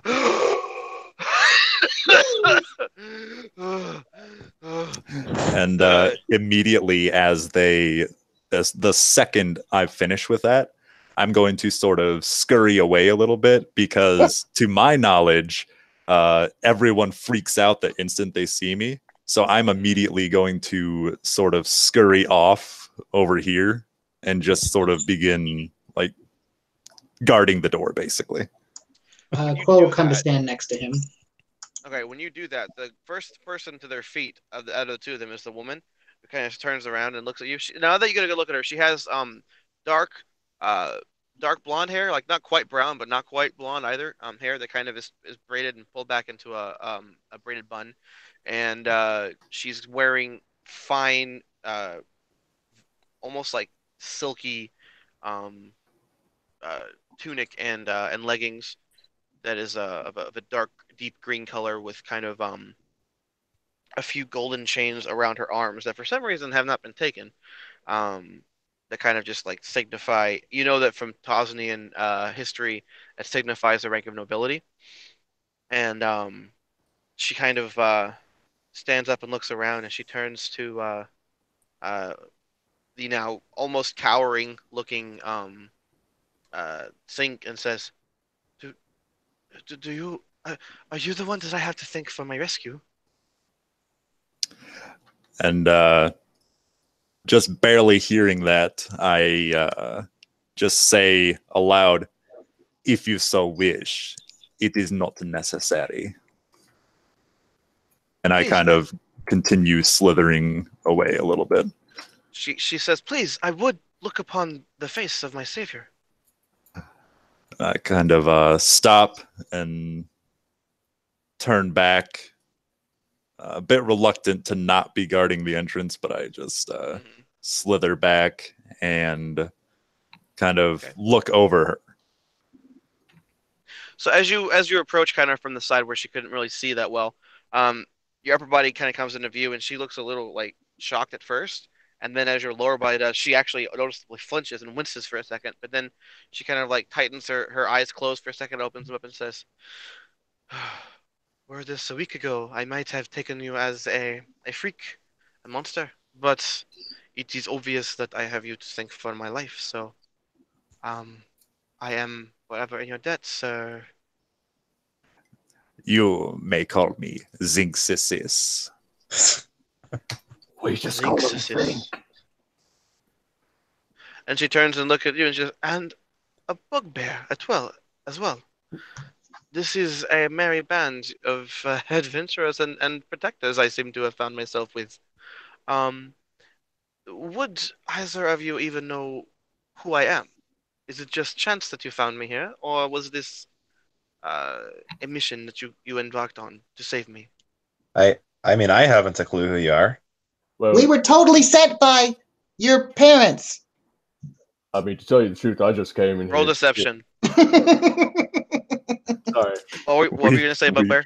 Oh, I was going Gus? to say, well, to tell you the truth, I kind of came in here for vengeance, and it seems to be going pretty well, to tell you the truth. And if I'm coming to help people, then hey, all the merrier. That's a 22 with a natural 20. Right. She turns to look at you and says, "Oh, my little one. He has certainly decided to place his trust outside of the norm, but I will tell my father that you have been very well, you've done very well, and you have protected me quite nicely. I will now, if you don't mind finishing the job, help me back up to the surface." Well, could you go up to the surface and wait for us? We have some people up there guarding our things, and we can totally take you back to your home. The problem is that we're not sure if we picked everybody else up. There's certainly more people for us to deal with down here. Roll persuasion. Both of you is fine. Can I shoot it for your guns and also roll persuasion? No, that's a 4. So, did you roll already, Airden? Oh no, I didn't realize I was rolling too. Yeah, you both spoke, so I figured, because sometimes how two people can tell you something, the first one doesn't get you, but the second one adds extra stuff on, really brings Yeah. in the old. Yeah, just get better than a 4, please. Yeah, that's really easy with my -1. You never know. I have a -1 strength, and I've been Doing better than Hulk your out. strength? Yeah, You don't need to Hercules remind so me. far. The You fact do not that- need to remind me. I climb Mount Ungas. I open that door. Come on. I did help you open the door, but it was nice. I just gotta be You don't take that away from him. Roll it, mate. Promise. I promise. Haldor, Ungas only helped a little bit. Hey, 16.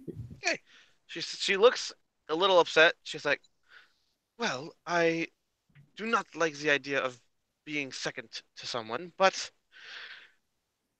I understand that other people might need help, saved from the fate that you saved myself and my friends here. So, Mr. Silverspur Very is well. really entertaining. He'll be able to keep you company. she kind of snarls her nose a little bit and says, "I am certain. Do you happen to know the way out?" And Quo will guys- give her yeah, I very just gave precise her- yeah. instructions out. All right. Now, this as she begins steeling herself to begin walking forward, the two big guys kind of Look, I don't like having to ask for this after you've already saved our lives, but would you happen to have some kind of weapon in case we encounter any of the nasties? Don't want to be Actually, caught on there's our a own. sword out there. Yeah, there's a short sword you'll find along the way. Zinxis and is these long just swords. kind of laughs to himself as you hear. I'm assuming you're all sort of talking in this alcove here. Sure, you just hear a bit of slithering behind you, and you hear the clang of metal as I pick up the two weapons from the guards, and they sort of clang in front of them. So I just kind of like throw them on the ground in their general right, direction. Yeah. I can't believe we didn't think of that ourselves, actually. All right. And so they each grab like a sword and shield, and they're like, all right, ma'am, we'll continue our duty now. She's like, I'm certain you will. And she kind of like shoots them a very hateful glance. Ooh. And the four of them, the young person in the navy blue robe said nothing. He's like avoided eye contact with you at all costs. And the four of them kind of. Wait, but the young men in navy blue robes, do the robes have any kind of markings on them, or are they just? Nope, just pure silk navy blue. I'm gonna speak to him really fast and like, who are you?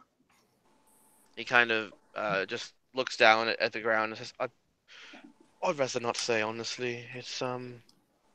But we're gonna be such good friends later. And he like tries to go over and do his quo thing. Mm-hmm. Roll persuasion. Sure.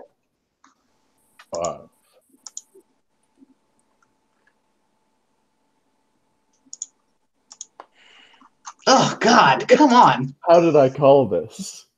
Yeah. Look, I'm truly helpful that you have saved us. I'm not quite in the right mind to meet someone new today. Perhaps later we can talk. Okay. Don't go very far. I will go to the surface and await So- the protection of your people. Out of character. Mhm. How would I best describe Vlad? Oh God. So Vlad is a very square-jawed, muscular-looking human, with a crew cut somehow. In middle age, he's able to have a crew cut, and a very finely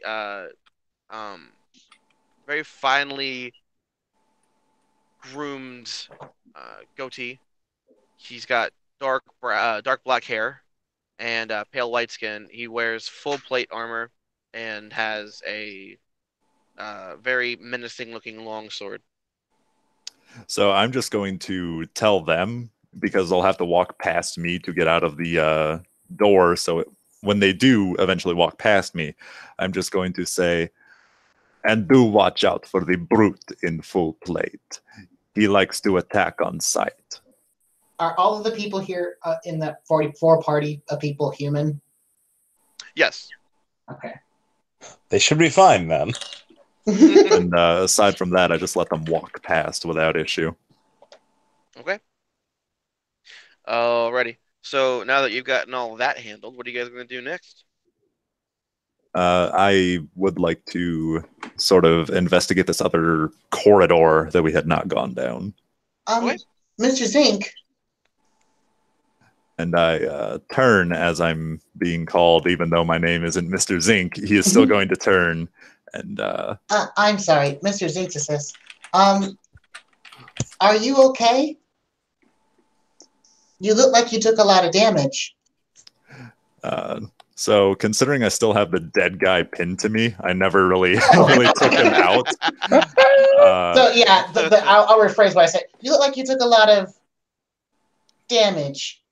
And as I look down at the dead guy pinned to me, I'm just going to sort of shrug it off and say, "Oh, this is it is nothing." As I sort of wave my hand, and I'm going to cast Cure Wounds on myself. Okay. Roll it up. Cure those wounds, bud. Well, don't you know those wounds are going to get so cured, man? They're not going to have any wounds left, I promise. 6 points of healing to you. And at that point, after I have healed myself a little bit and I kind of start feeling the effects of that energy, I'm going to just take a look at whoever's close to me, and I'm going to ask Quo to look away. And I'm just going to take the sword and the dead guy that's impaled to me, and I'm going to just rip it out. Okay. That You sounded guys hear really you guys hear painful. the soft sink as the body like slumps to the ground that he was carrying with him on his chest. That is morbid. And as it kind of slumps to the ground, I just kind of want to, I guess, finally rifle through his possessions. In Zinxis's mind, he's thinking, he went through all this trouble to die. Was he even protecting anything? So I'm going to, I don't know if you want me to roll or, okay.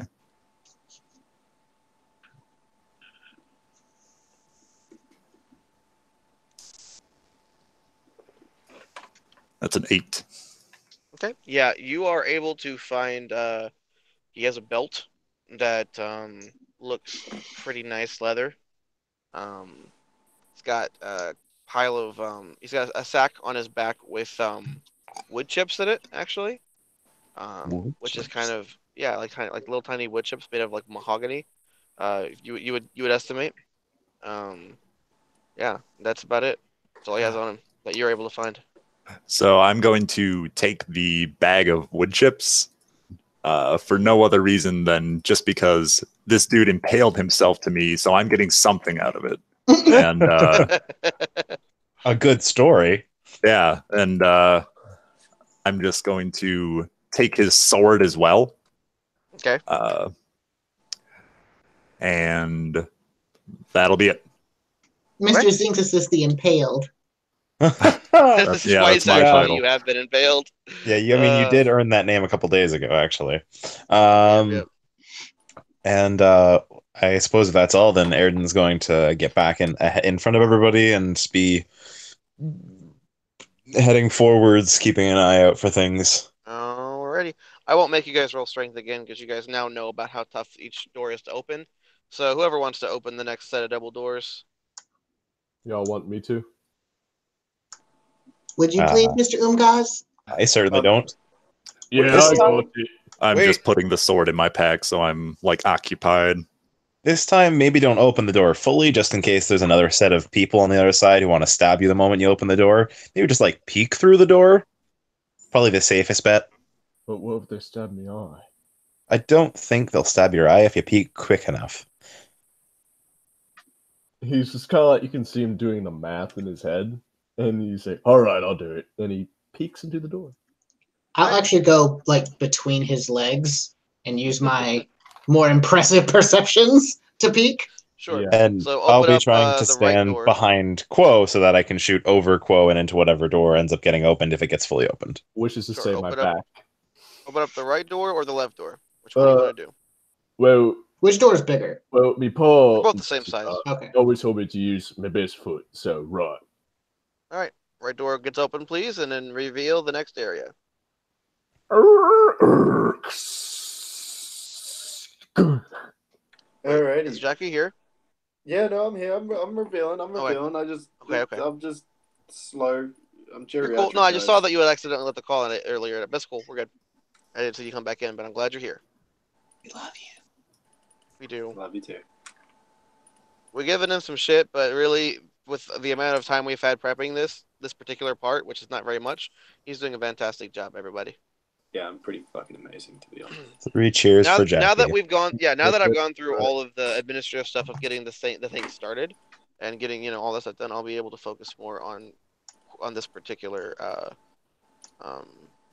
area next. But okay, so yeah, you guys see again a big old long hallway. Long A gigantic rock that seems a little bit off colored from the rest. It's kind of a faint, almost a glowing red, coming from it. And you actually the light itself nearby the rock. And this is of course the one as you can clearly see in the center of the room or the corridor there.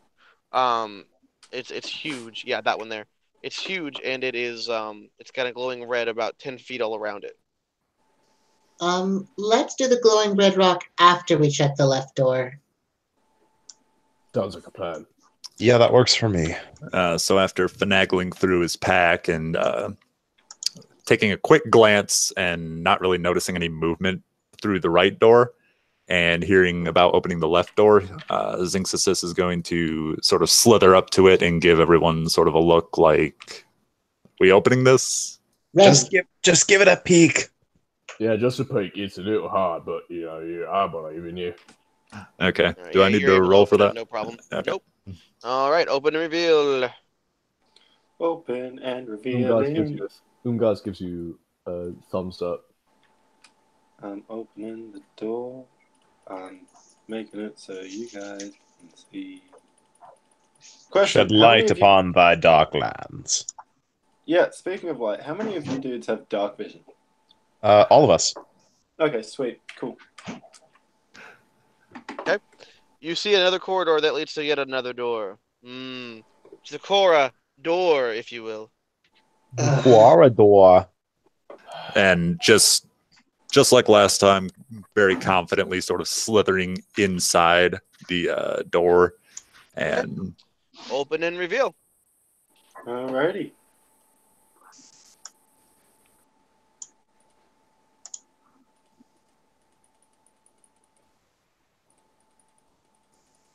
actually, he'd be right about there. It's too bad your pet owl can't open doors. I know. It's so sad. Whoa. Okay. Oh fuck. You see, as you approach the door, the corridor seems to have been scrubbed pretty clean. The minute the door opens, you see that there are trails of blood that have been of bodies that have been drugged all across. Can we get that background music, that background noise stop, please? But yeah, anyway, that have, like, you see the trail of bodies that have been drugged from you know, different heights, obviously, but yeah, drug all the way in and kind of piled up in the far corner of this room.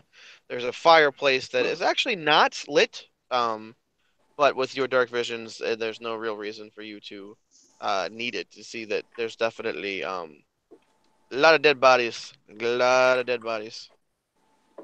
okay. Shit. So I'm just going to sort of slither into the room. I'm assuming that you've described the room adequately, and I don't really see any movement, I'm assuming. So I'm just going to sort of slither up to this, what has really been described as sort of the only place of interest, and I'm just going to sort of... Yeah. There's go really nothing up. else in this room but this pile of bodies, and as you approach the pile of bodies, you start recognizing that they're different. They're all in different stages of mutilation of their bodies. Okay, hey, can we, Jackie, I think, whoever that is, can we not get that? Can you mute yourselves? What have I done? Am I speaking? There's a lot of stuff happening in the background from somebody. Oh, it's Airden. Excuse me. All right, so pile of bodies. Yes, pile of bodies. There are all kinds of different races and genders, and they're all kinds of or I'm sure it's sexist. And then did you just mute me?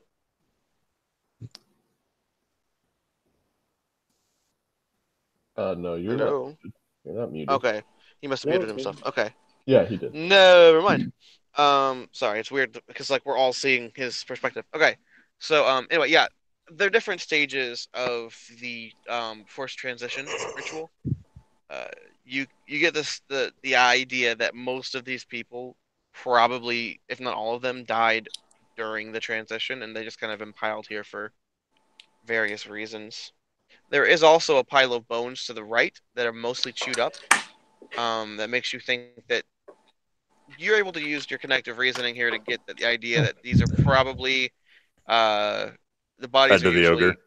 yeah fed to the ogre. Yeah, that's what you would think. Could I check to see if there are any goblinoid bones or Sure. bodies?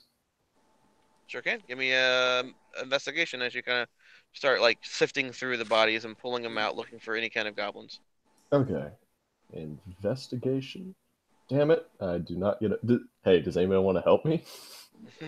Erden will give you a hand. All helping right, you that out looking counts for then. things. Well, Well, we'll say that you, with a close. 20, you're able to continue looking. You do see a couple of goblins, but none of them seem to. Granted, with the mutilation to the levels it is, you don't seem to recognize either of the two that you see, though. Umgaz just kind of like rubs his jaw, and he has this indiscernible look on his face before he gets up and just makes his way back. As you're like walking by, Quo is just like statue still, just staring at the bodies, like probably green around the gills, but he's not moving and like hardly breathing. Umgaz is going to pick you up as he walks and just hug you tightly, continuing to walk. Just walk away from it. He doesn't really say anything, but he does just hug you. You kind of feel him tremble a bit, and it's not loud, but because he's so close to probably your chest, so you would probably feel it more than hear it. He's lightly crying, nothing loud. He's trying to hold it in, but it's just. Hey, none of that. There's a time for crying later. Right now, we need to focus. So I know. Don't tell Erden. I won't. So, hey, can I see that chin up? And just starts trying to smile at you, a little wet around the eyes. He smiles too, and when you notice, he's kind of welling up as well, but he doesn't really emote it and doesn't let it kind of get into his voice. He's like, let's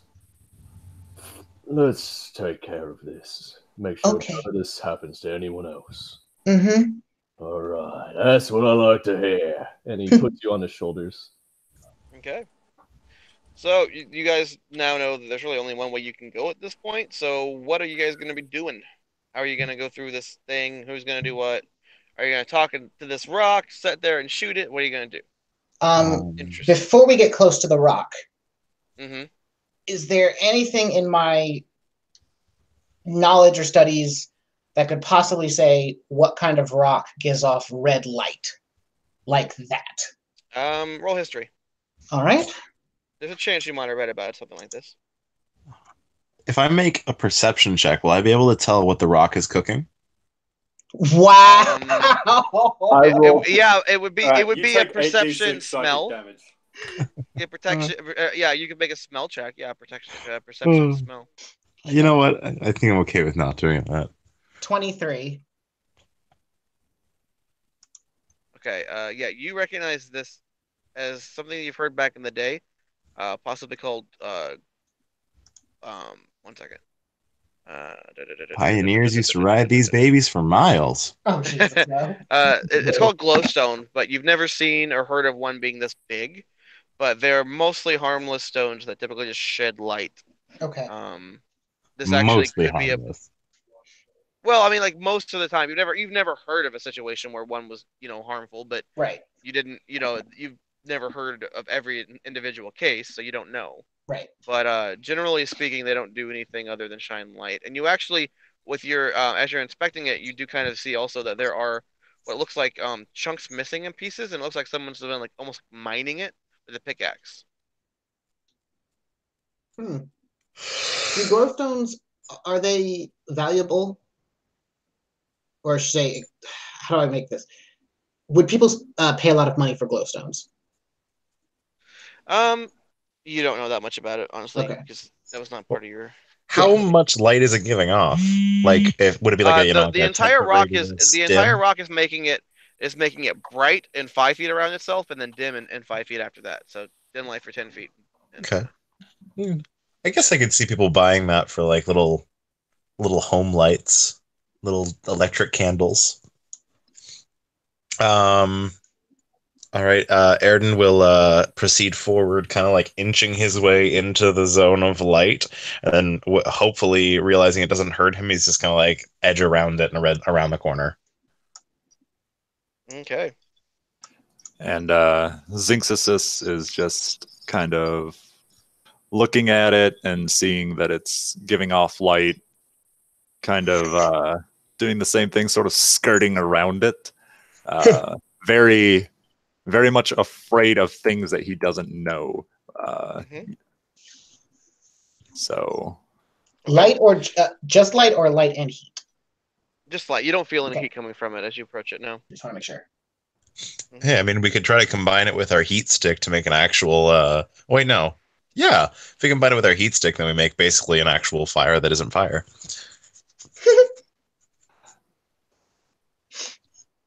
Okay. just slithering All right. past away the from the next. stone. Door. Alrighty. I need someone this time to make a strength check, please. Definitely not me because I'm standing back with a bow ready. I will get off of Umgaz's shoulders for this and let Zixis and Umgaz take the lead. And Oh, I I think look you at two the beefy boys know what to do.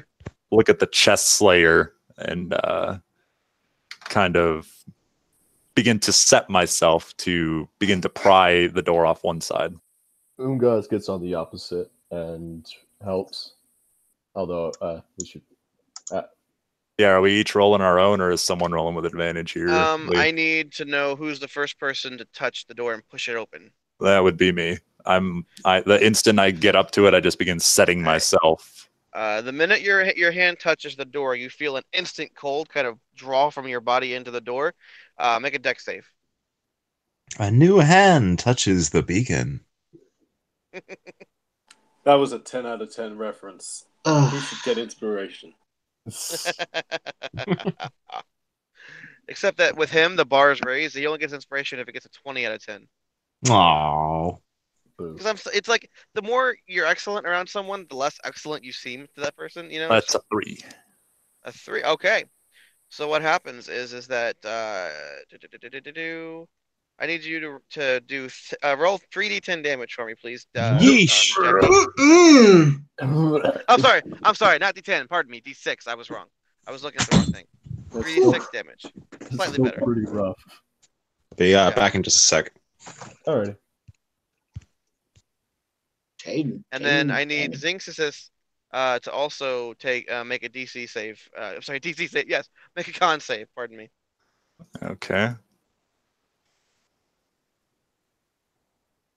And that is a Nice. Nice. 22. Nice. Okay. So let's see. How much damage did you take? That is 10. 10. All right, 10 points of damage. But so as you reach in, you see a faint purple hand reach out from inside the door, grasp your hand, and then pull. And as it pulls away from you, it tries to pull your very life force with it. But you are able to resist by sheer strength of in power of toughness. Yeah, easy for me to say. And with that, the door then opens. Both doors open on their own. Okay. Well, instantly, as this sort of spectral hand reaches out to grasp something, some type of force from me, I'm going to immediately sort of jerk back. And as the door is opening, I'm just like preparing myself to begin casting a curative. I don't know if the door opens before that happens. Or... Yeah, the door would open, and we would go ahead and roll initiative here. Oh, Okay. no. Oh, Okay. no. So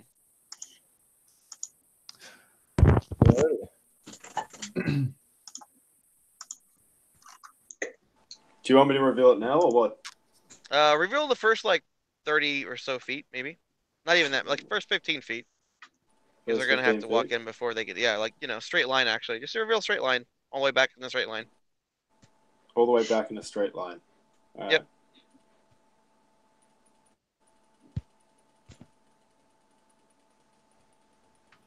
How's that? Looks good to me.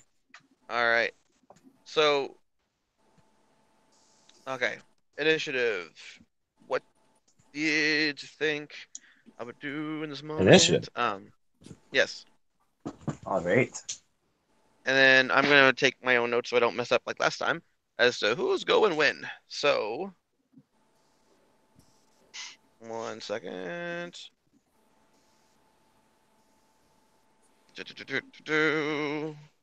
Charge. Okay. Can I please have everyone's initiative rolls number starting with the highest? I got an 18, but I don't know if I'm the highest. Okay. I think I'm Did the you roll highest, for the Did you roll for the enemies, Jackie? I haven't rolled for the enemies. I wasn't sure whether you wanted me to roll for all of them. Just the two. Obviously, that would I'm not a sadist. Yeah. I was gonna say because that'd present a problem. All right, give me a sec. All right.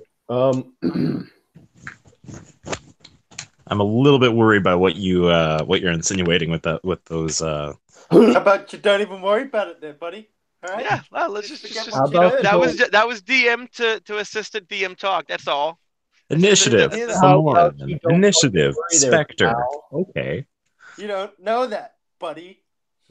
I'm not your buddy, pal. I'm not your buddy, guy. Well, I'm not your guy, friend.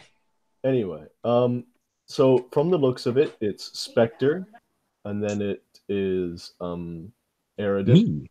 Yeah, and then it is me, and then it is Quo, and then it is the Fomorian.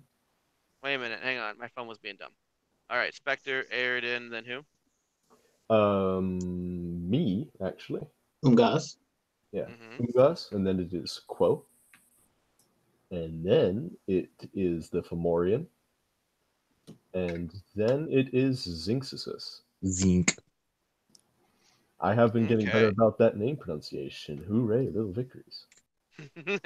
Well, it's the second session you play with him, so you know. Yeah. Your You'll get names better. are not easy for me to pronounce. Do not Oh. fear. We're in a couple of This sections. name- In a couple of sessions, he'll reveal his middle and his last name. There Really you go. Christmas. Just a matter of time. All right. So the first thing you say, okay. So now all of you guys move into the room as you would. So actually, what we'll say is you go ahead and heal yourself because that would happen before the combat. Everyone now knows there's combat, so everyone's on their edge. But no one's doing anything yet until you guys, move in closer. So Well, what do we see in the room? I see it Straight looks like ahead there's of a you. bajillion people. yeah, straight ahead of you, you see several. To the left, you see several rows of. You know what? Just go ahead and just do the whole room. Screw it. No, we're gonna have to fight a stone army, an army of stoners. Well, if one of them's name is Shagai, then you're all dead. Nani? Good name. Nani the Good hell? name. Nani the Oh, cool! I got a 1+4 for my cure wounds. Womp womp. Well, at least I roll good on that. La Putante Mad? Oh my god. All right. Good game, So, guys. I'll see you next week. As you walk into the room, you see that there are roughly 100 of the unremarkables standing, completely at attention, completely unfazed by anything you're doing. And as you walk forward, their eyes do not move, their head does not move. They seem not to react to you at all. In front of you, the very far end, you see a large creature. Okay, so to describe the creature, let's see the best way I could do that to describe the creature. 1 second. It is A Fomorian. it's very large, muscular body, bulging.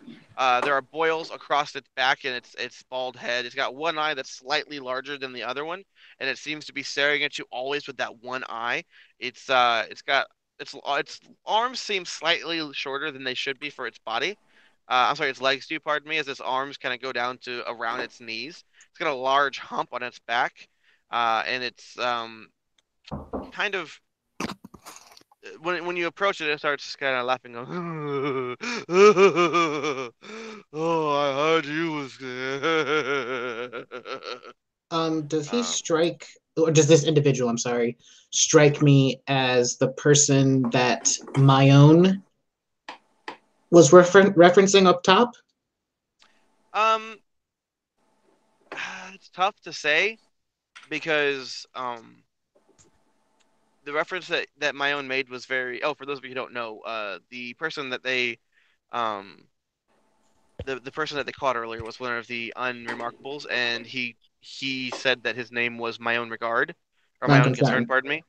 Yeah, and that was literally what his name was my own concern. Um, anyway, And then we so my proceeded to own, literally call him Baldy. yeah, that's all you ever called him after that. But anyway, so yeah, what you found is that, nah, you can't tell. Okay. However, behind him, behind this large muscular creature, flows, basically underneath its arms, kind of a swirling spectre spirit that is a large purple creature with hair standing on end. Its mouth is turned into like a toothy maw of energy, kind of welling up from behind it like a light, a white light, whitish blue light from its eyes, its nose, and its mouth. It's got elongated fingers that tip in almost like five talons, and it doesn't make a sound. It doesn't even seem to um it doesn't cast a shadow either, but it you can definitely see it swirling around him, and as it never seems, no matter what position it's in, to not be looking at your party. And as you guys begin to approach, the creature says, "My name." Oh, I haven't had someone to tell my name in so many years. My name is Foreman. Welcome to the family. Uh, you are gonna make wonderful unremarkables. Oh, always smaller than me brothers. They always told me I was unremarkable, but look at him now! And he kind of points to the sides, and you see that there are two full-grown giant, like dead bodies, kind of crumpled in the back of the corner of the room. He says, "Yeah, this little runt showed them, and now I'm gonna give you a special offer. You sure do fight well. Look, all of you seem a little bit out of place in this world. You're not humans. You're not the dominant species. So, how would you like to help me lead this army?" And he kind of like gestures open. He's like, "My friend here has showed me how to get back at them. All of them that make us feel like we're less than they are." So, what do you say? Quick question. Sure. So we see about 100 unremarkables. Mhm. One second. I got to do one quick thing to see if Quo would be way too traumatized for this conversation. Zinxasis I'm gonna go with 15. will Okay. act on his turn. Yeah, I mean, Are they real? No, they're definitely like you could touch them and poke them. They're definitely real. They're like they're standing guard, almost like the I forgot the word, the British guards that stand the Royal Police or Royal Guards, whatever they are. Mm-hmm. Like they don't move at all. You could tell that they're even breathing, and like but their eyes are staring intently ahead, no matter are what. they armed They are armed, right? Each of them has a sword and a shield and armor? and armor. Wow, we are going to make a lot of money today. That's completely out of character because in character, Airden's just mostly waiting for that guy to finish talking to see if he says anything interesting, and then he's just going to be firing an arrow. So I'm going to roll that right now. Mr. Foreman? Foreman? I thought that was his name, Foreman. Or is it Is that his Fomorian? name? I missed it in the accent. Oh, it's Femoran. Okay, Fomoran. Okay. Mr. Fomoran? Yeah, that's right, Mr. Femoran. What is it? Why- Yes, are you ready? Are Why you would gonna you? serve with me? Why did you do that to these people? All these people was being bullies, teaching people, telling them what they had to do. Or made sure that they're no longer remarkable as they thought. That doesn't stop bullying, making people unremarkable. Plink. Does a 20 hit? Yes. Okay. I'm just gonna roll up some damage real quick then. Okay. At this point in time, can you roll 2 more initiatives for the ogres, please? Yes, indeed, I can. So as I thought the Zinxis ogres were dead. My apologies. is Ooh, hold on. looking over this scene, I'm just kind of shooting Umgaz, who's about, he's on the other side of the wall from me, a glance, and I kind of look at the door and I look at him.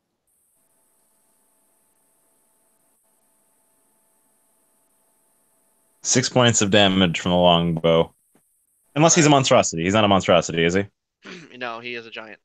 Okay. Oh, sorry. I just realized I was on mute because my brother come to tell me about tacos. But what I was going to say is that you see that Umgaz he has been staring straight ahead this entire time, just actively, like, crazy-eyed staring at this Fomorian. Again, his name is Fomoran. Right. Fomoran, my bad. Are you okay, Mr. Umgaz?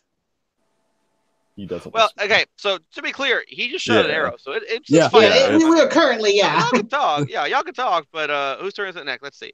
I got me. Let's see. So it's gonna be. Sorry, it's his turn. Just a sec. Sure. Had a bit of a net bug out over in Australia. It happens. Having to get back into the game. I will roll some initiatives for the ogres, and then that may affect initiative. Wait, the ogres are alive. They're not dead. Yeah, there's the 2 dead giants are actually in the back corner there. Oh. Those 2 ogres, those 2 ogres were kind of like standing back again as stone masons almost. Like you couldn't even tell, like they were perfectly at attention. Like much better trained than you would have thought the ogres could be.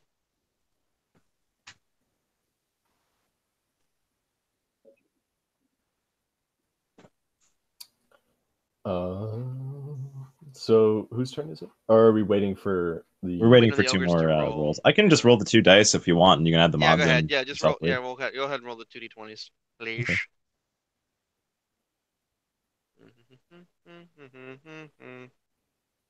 All Oh, right. never mind. So yeah, that's gonna put what was your initiative roll, Quill? 18? No. Mine was 12. Okay. And then Umgaz, what was yours? Mine was also, but I didn't put the. Mine was also Okay. 12, but I have 14 decks. Yeah, his is higher than mine. All right, so immediately the first thing that's going to happen is the ogre to the left is going to rush forward. Oh fuck. So we're going to move him 40 feet total. Yeah, just in a diagonal because he'll move through the unremarkables without hurting them, of course. They're not moving. Don't move them. They are still they're not activated yet. Just kicking through them like a cornfield. Yeah. All right. Yeah. Is that 40 feet? Is he able to reach him? Yep. Okay. Oh, wow. He's going to attack the one who just shot that boy. So which is not. Oh, Airden's way back there. Not Okay. within reach. All right. So in that case, he's going to attack the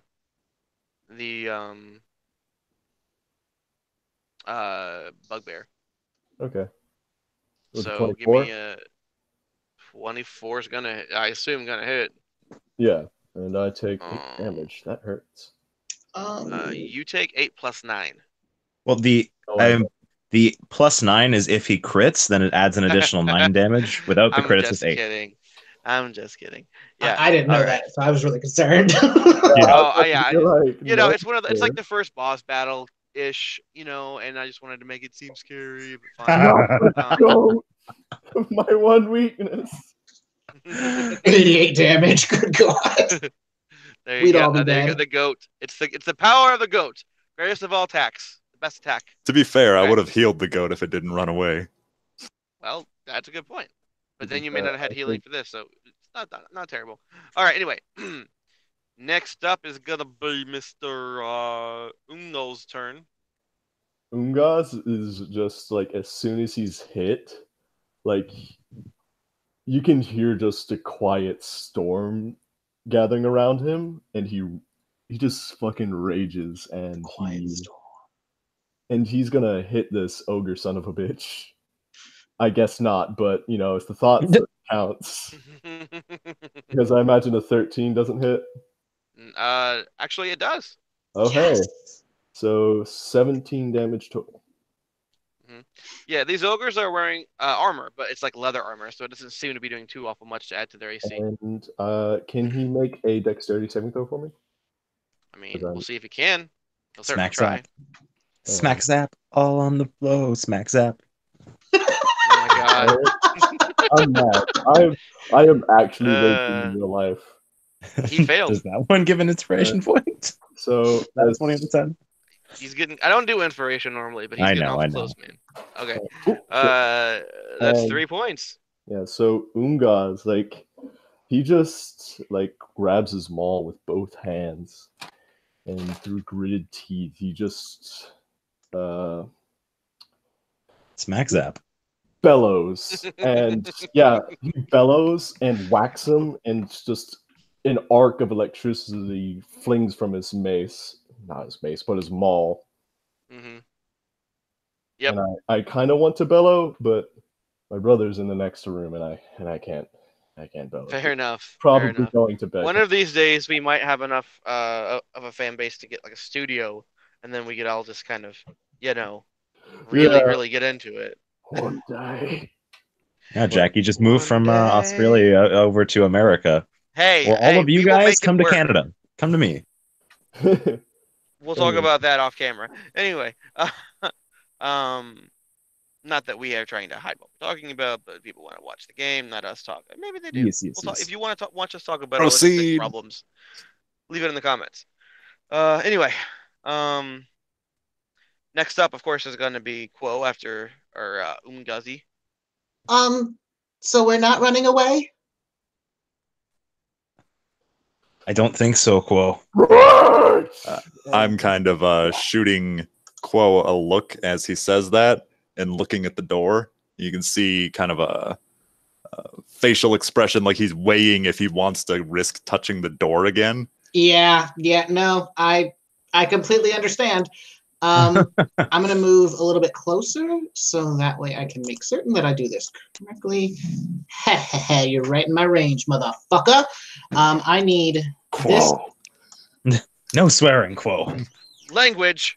That's one I'm golden sorry, swear Quo jar. does not swear, but Marquise did. I need this lovely ogre gentleman or gentlewoman. I don't know her its gender preference. I need that ogre to make an intelligence saving throw, please. Well, if there's one thing ogres are great at, Oh, damn. Okay, -2. so you all watch as Quo's hat twitches. The floating crystal ball that is his spell book turns black, and he begins gesturing at the ogre. But normally he does something kind of funny or cute, but this time you watch as his hands smack together, and what the ogre is seeing is an Iron Maiden closing around him. So he is currently restrained and taking damage, but that will be next turn. And just for the folks at home, and also for me, what That was spell did you Phantasmal use? Force. Okay, I figured. I just wanted to double check. I'm sorry. I should probably actually say my spells instead of just the flavor of them. But I mean, well, just add that on at the end is fine. Yes. All right. Well, that's gonna be fun for him and or her. You don't know, as you mentioned, what they prefer. Unremarkable. Actually, these two ogres here are not unremarkables, by the way. Well, that's remarkable. Anyway. Next up is going to be the ogre you just put in the thing. So he's going to make another intelligence save and probably fail. I would like him to do so. Please I would do. like him to. I want to get a nat 20 just to spite you. Nope, he didn't. Okay. So that so you guys watch as the ogre just kind of just like struggles against nothing, and as he starts like moving his arms as much as his mind lets him do so, blood starts pouring from holes that form with nothing attacking him at all. But the skin just kind of opens up on its own accord and blood starts pouring. Go ahead and roll 1d6. Yeah, I was gonna say 1d6 damage. But then D6 psychic. yeah. 5 damage. Big damage, no whammies. It's not for the damage, it's for the CC. Oh, I know. The damage is just the extra little cherry on top for you guys. Okay. 5 more damage. All right, and with that, that's his turn spent. It's now time for the big boy. He's going to reach into his belt. Let's see. Oh, sweet Jesus. 60 feet. Okay, I need him to move 40 feet forward. Oh, sweet Jesus. Okay. And then I need him to see how far he is from Quo. Oh, fuck me. Should have moved back. Perfect. All right. Even through the ogre as a small creature? Yes. It's an attack roll. You can attack through your friends. All right. I need you to roll at disadvantage because it's the far range of D20. Just roll D20. I'll add the modifiers myself. Please. Roll low, please. Actually roll a D12 and don't tell Lee you're rolling it. Oh! I think I need him to make another attack roll, Lee. So yeah, he chucks a spear from his. It's actually a big, heavy great spear that he's got on his belt, but to him it's just like a regular javelin. And he chucks it as hard as he possibly can, and it kind of like lands point down, like splintering the dirt stone kind, this like sturdy stone kind of floor next to you, Quo. Like the heft up of the is that the right word? The wooden part, the handle, The shaft. is now the shaft. There we go. Is kind of pointed up directly above your head, and it kind of goes another 2 feet past where your head stops. It's actually about even with your hat, as a matter of fact, from where it lands. And then he kind of bellows, and he causes the with his he speaks. Does anyone speak giant? Yeah, I don't think so. That question. I don't think I do, but who knows what languages I speak? I mean, you should. I was going to say, ideally you. I do not. Not I. No, just common and gnomish. Okay. All right. So you hear him go, and what happens is Moldy the ogre nads. well, the ogre takes another swing now on as a reaction at, we'll say, Zinxis's. Well, fuck that guy. An accurate response. That's exactly what he said in Giant. Can you imagine being jumped by some dudes and them yelling?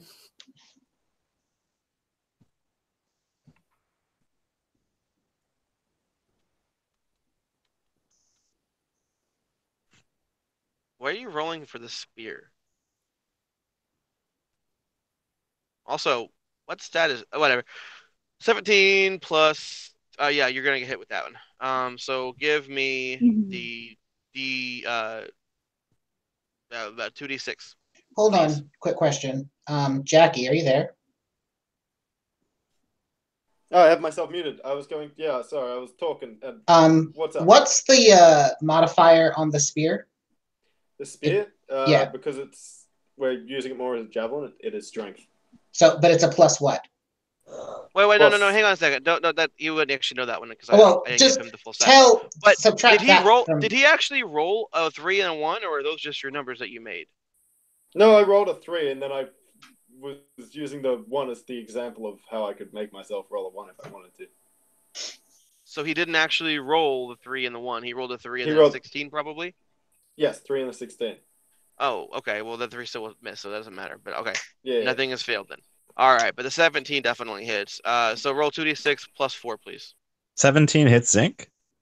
I thought he was tanky as hell. 17 plus 4. Well, because the reason I said that is 21. that the 17 attack rolls- has the modifier. You have to Yeah. subtract the modifier from that and then put it on whatever the ogre has. That's what I was trying to refer to. Sorry, Yeah, I should have because the- explained that in the beginning. Okay, back up. Who's attacking right now? Is it the ogre that's attacking Zinc? Yeah, the Great ogre's club. attacking with his great club. All right. Or it's actually 22. small, but Never mind. Now there's no Okay. question 22 about it. hit, 16 bludgeoning damage. Whew. right. Well, it's actually not because it's actually that would be it's 2d12 2d6 plus 4 because you're using them all. No, 2d6 Oh. plus 4, so that would Yeah. be 14 damage. Okay, 14 damage.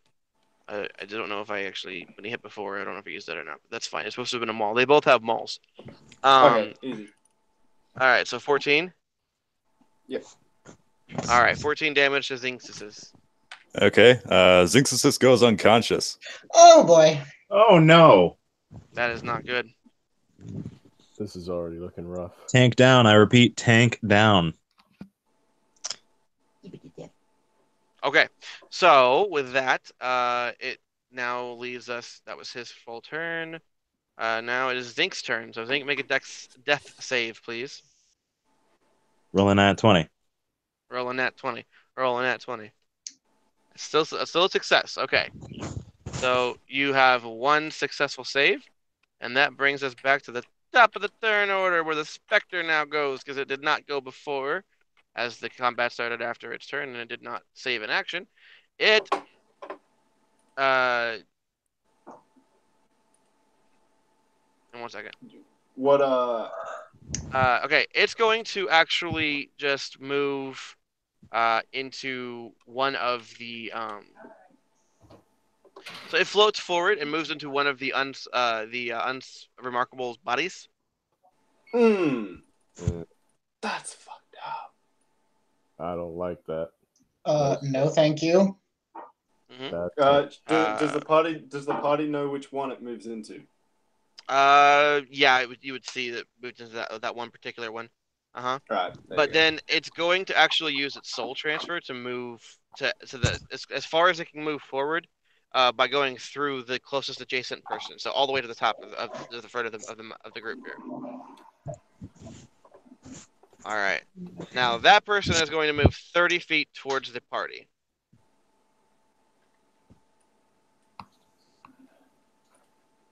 All right. Just double that's check its that turn. distance. Oh, Yep. pretty good. Look at that. That's its turn. So now it goes to the next person in the order, which is Arden. Airden. Arden. It's a good thing that one of us in the party has a healing word, right?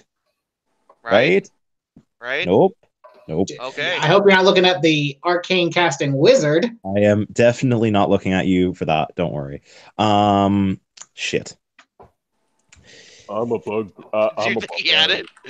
Let me check Oh, some that's funny. things. Okay, let me consult some distances here. I'm a bugbear. I'm a barbarian. I may know. Okay, I am going. Airden is going to use his action to. Well, he's going to move 5, 10, 15 feet closer to Zinc, and using his action to cast Cure Wounds, and then he's going to move probably back to where he was, and then 5 feet farther back than that. Okay. And I'm going to roll that right now, unless you want to roll it for yourself, Zinc. You probably have better luck rolling than I do. We'll see. 6 points of healing. And you guys better not go down, because we don't got no more healing, I don't think. All right. We have whatever the paladin has. Yeah. So are Which you is guys? nothing. Is that Which is your nothing. turn? That was my action, and then, like I said, I moved back to where I started, and then an additional 5 feet back. Okay. Actually, no, wait. That would be 15 feet and then a 15 feet back. So that gives me 30 feet. So I'm actually going to move 15 feet back from where I started. Excuse me. Okay.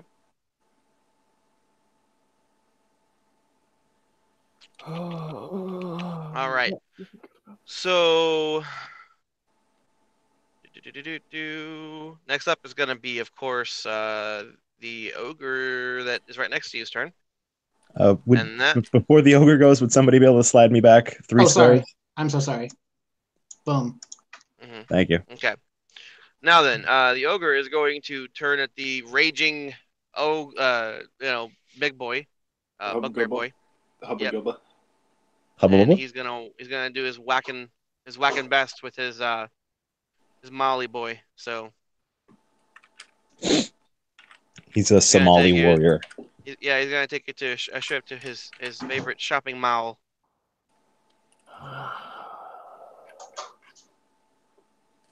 Hey. Go. He rolls hammer. a 14. All right. He hits plus you four, with the 18. hammer. No, he doesn't. He. Eight. No, Is no, 18 hit? that's already Eight? modifiers attached and everything. Don't worry. Oh, that is. Oh, okay. Well, then never mind. Yeah. Wait a minute. Was that the same way before too? Yeah. Yes. Yeah. Well, then it's my all- knowledge of Roll20 is faulty. We're gonna have to go back. I'll tell you what. Don't worry. It worked out with Zen. It worked out fine with Zinc. The original thing would have missed, but then you re-rolled anyways, and it came out as a 22, which hit.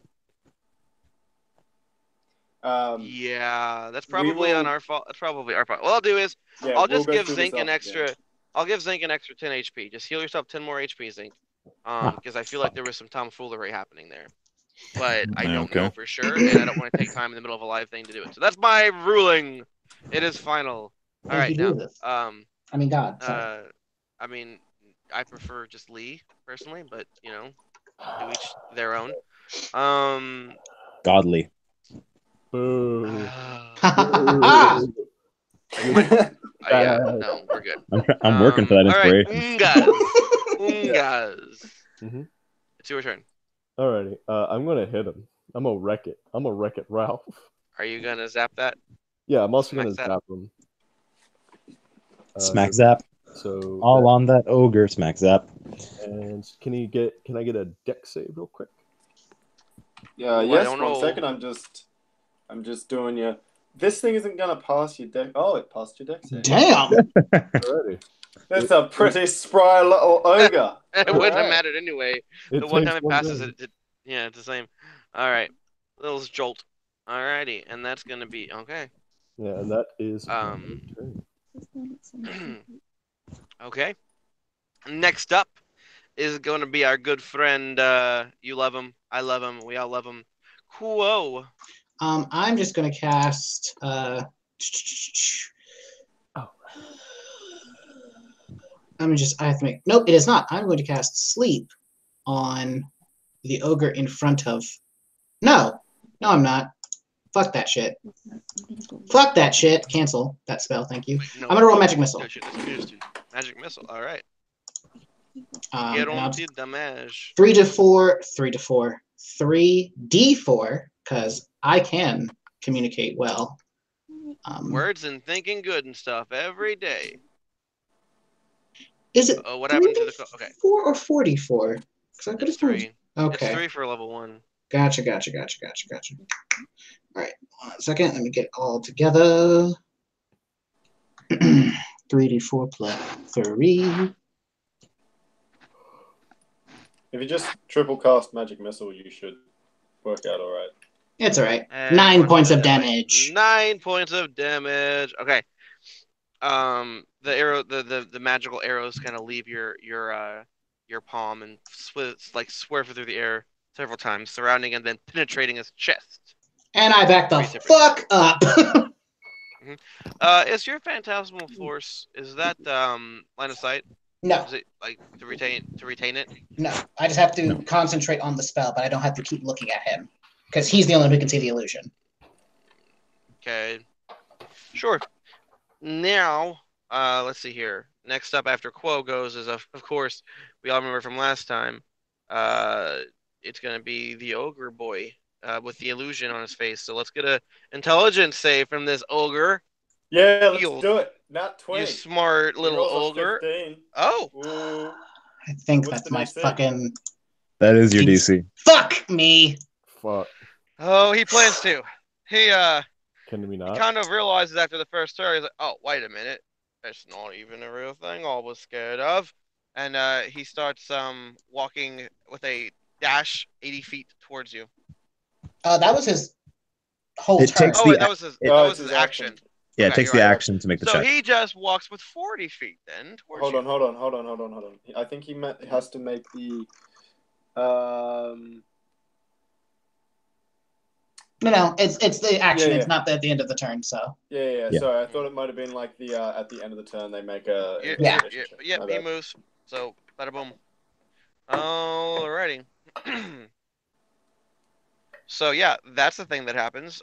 Next up is gonna be the big boy, who is going to move an additional 40 feet to the left of the two. I don't like this.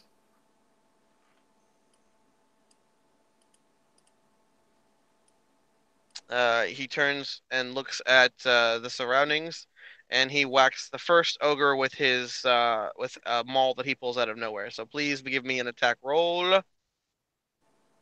Do you want me to just? Okay, I'll give you a 1d20. Mm-hmm. I'm sorry. Could you repeat what he's doing again? He pulls out his maul and attacks the ogre that's standing in front.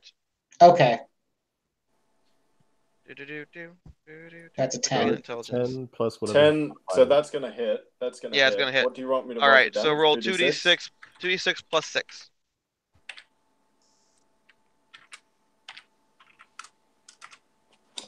That is 8 damage. Yeah. Damn. Wow. Minimum damage. F. All right. He's then going to say the same kind of make the same kind of a command again, but this time to the one behind, which will then take a maul attack on the other ogre. Oh. Jessica, fuck. No, neither. Fuck. 11. He does It not hits, hit. and He that does one- not hit. 11? Oh, Yeah, wait. it does. Does They 11 only hit? have. Oh, Yeah, they right, only sorry, have I thought it 12 was 13. AC, My but bad. My bad. oh, wait a minute. No, you're right, because it's not. God damn it, it's not calculated in. So yeah, he misses. Son of a bitch. Okay, well that just seems dumb, doesn't it? Anyway, Mm. I'm screaming, y'all. And Airden Quill's supposed to actually, you Airden. know what? The ogre in front's going to turn into it and just let him hit him and knock him down. So he's actually, yeah, the other ogre kind of like lowers his head and makes it easy so that he hits with advantage. That would have hit then, and that 11 bludgeoning damage would have killed him. Wait, So he's now, wait. Hey. yeah. Is he dead or unconscious? Oh, he's unconscious. You know what I mean. All right. Yeah. Now, as its reaction, the specter is going to fly into the body of the ogre that just dropped. Oh, fuck. You have to be God. No, neither. Fuck. Fuck Awesome. this. Well, I mean, ideally, the body still has low health, right? Fuck this shit, I'm out. Right? All right. So, yeah, here's the problem, y'all. I don't have any magic. Well, I mean, he is inhabiting an ogre's body still. But I don't have any magic. You have the power of friendship. You got the power of hammer. Friendship is witchcraft. PlayStation Witchcraft.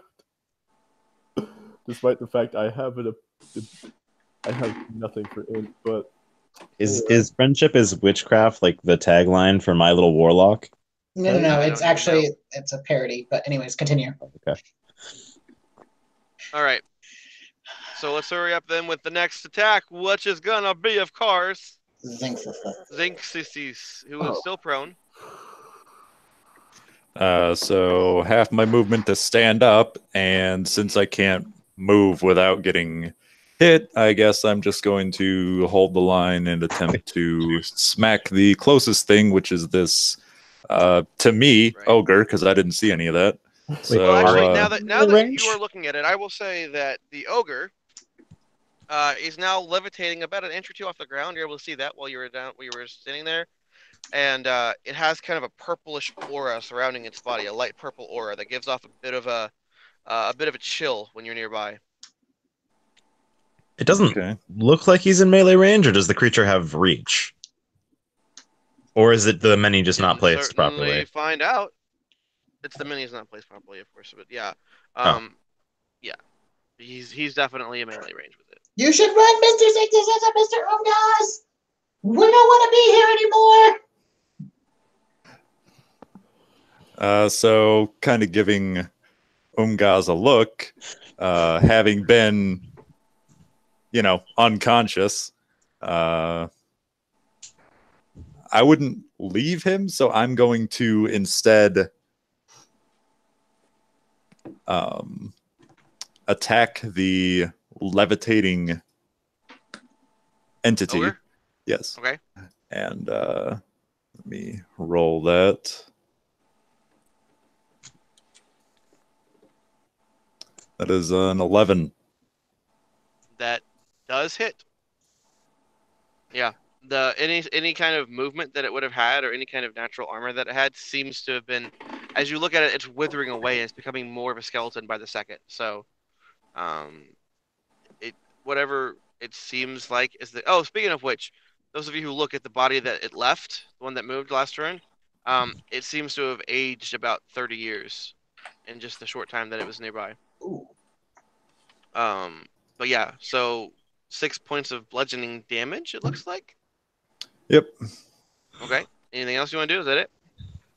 And then, if it's still standing, I'm going to Smite his continue ass. to be there. Okay. Keep standing there then. All right. That puts us to the beginning of the next round, I believe.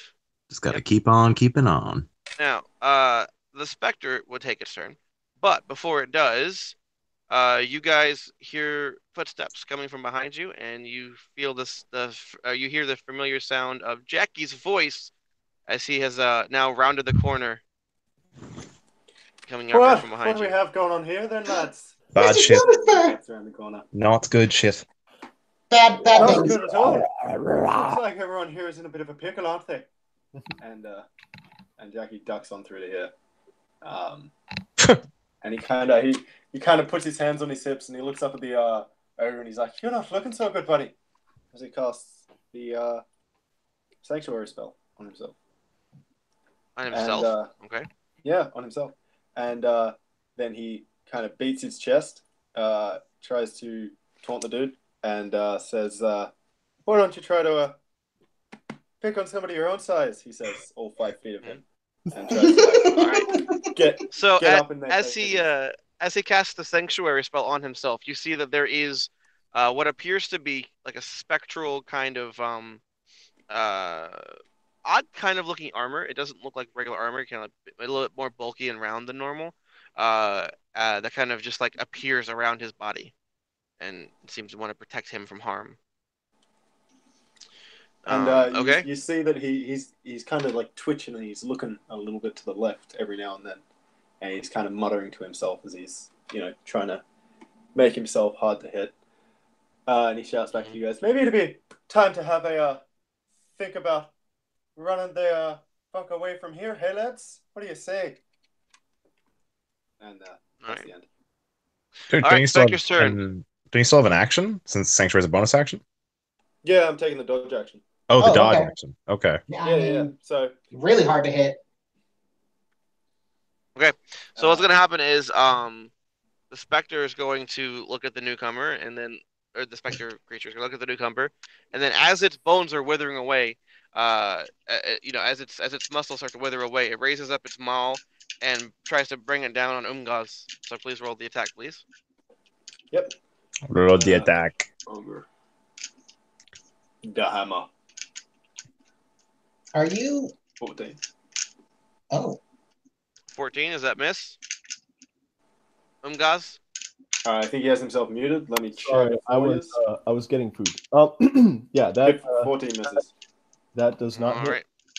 So the hammer kind of, you're able to kind of block it with your offhand, like to the side, and as you do, the arm that was holding the hammer kind of just snaps in two, and like lands on the ground next to you. And as you look back up, the body of the ogre kind of just like continues to deteriorate until where it is now gone completely, and the specter is now back to its normal size, standing in the place as the body falls all around it.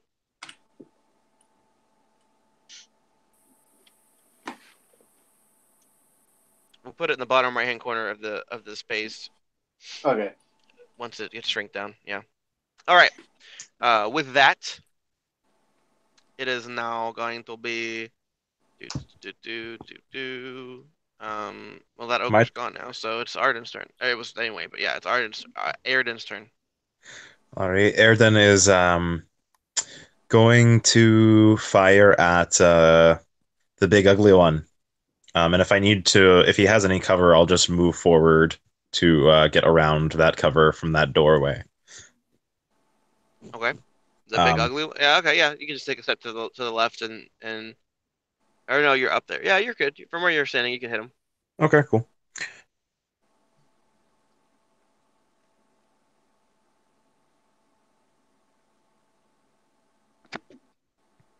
Ooh, I actually hit.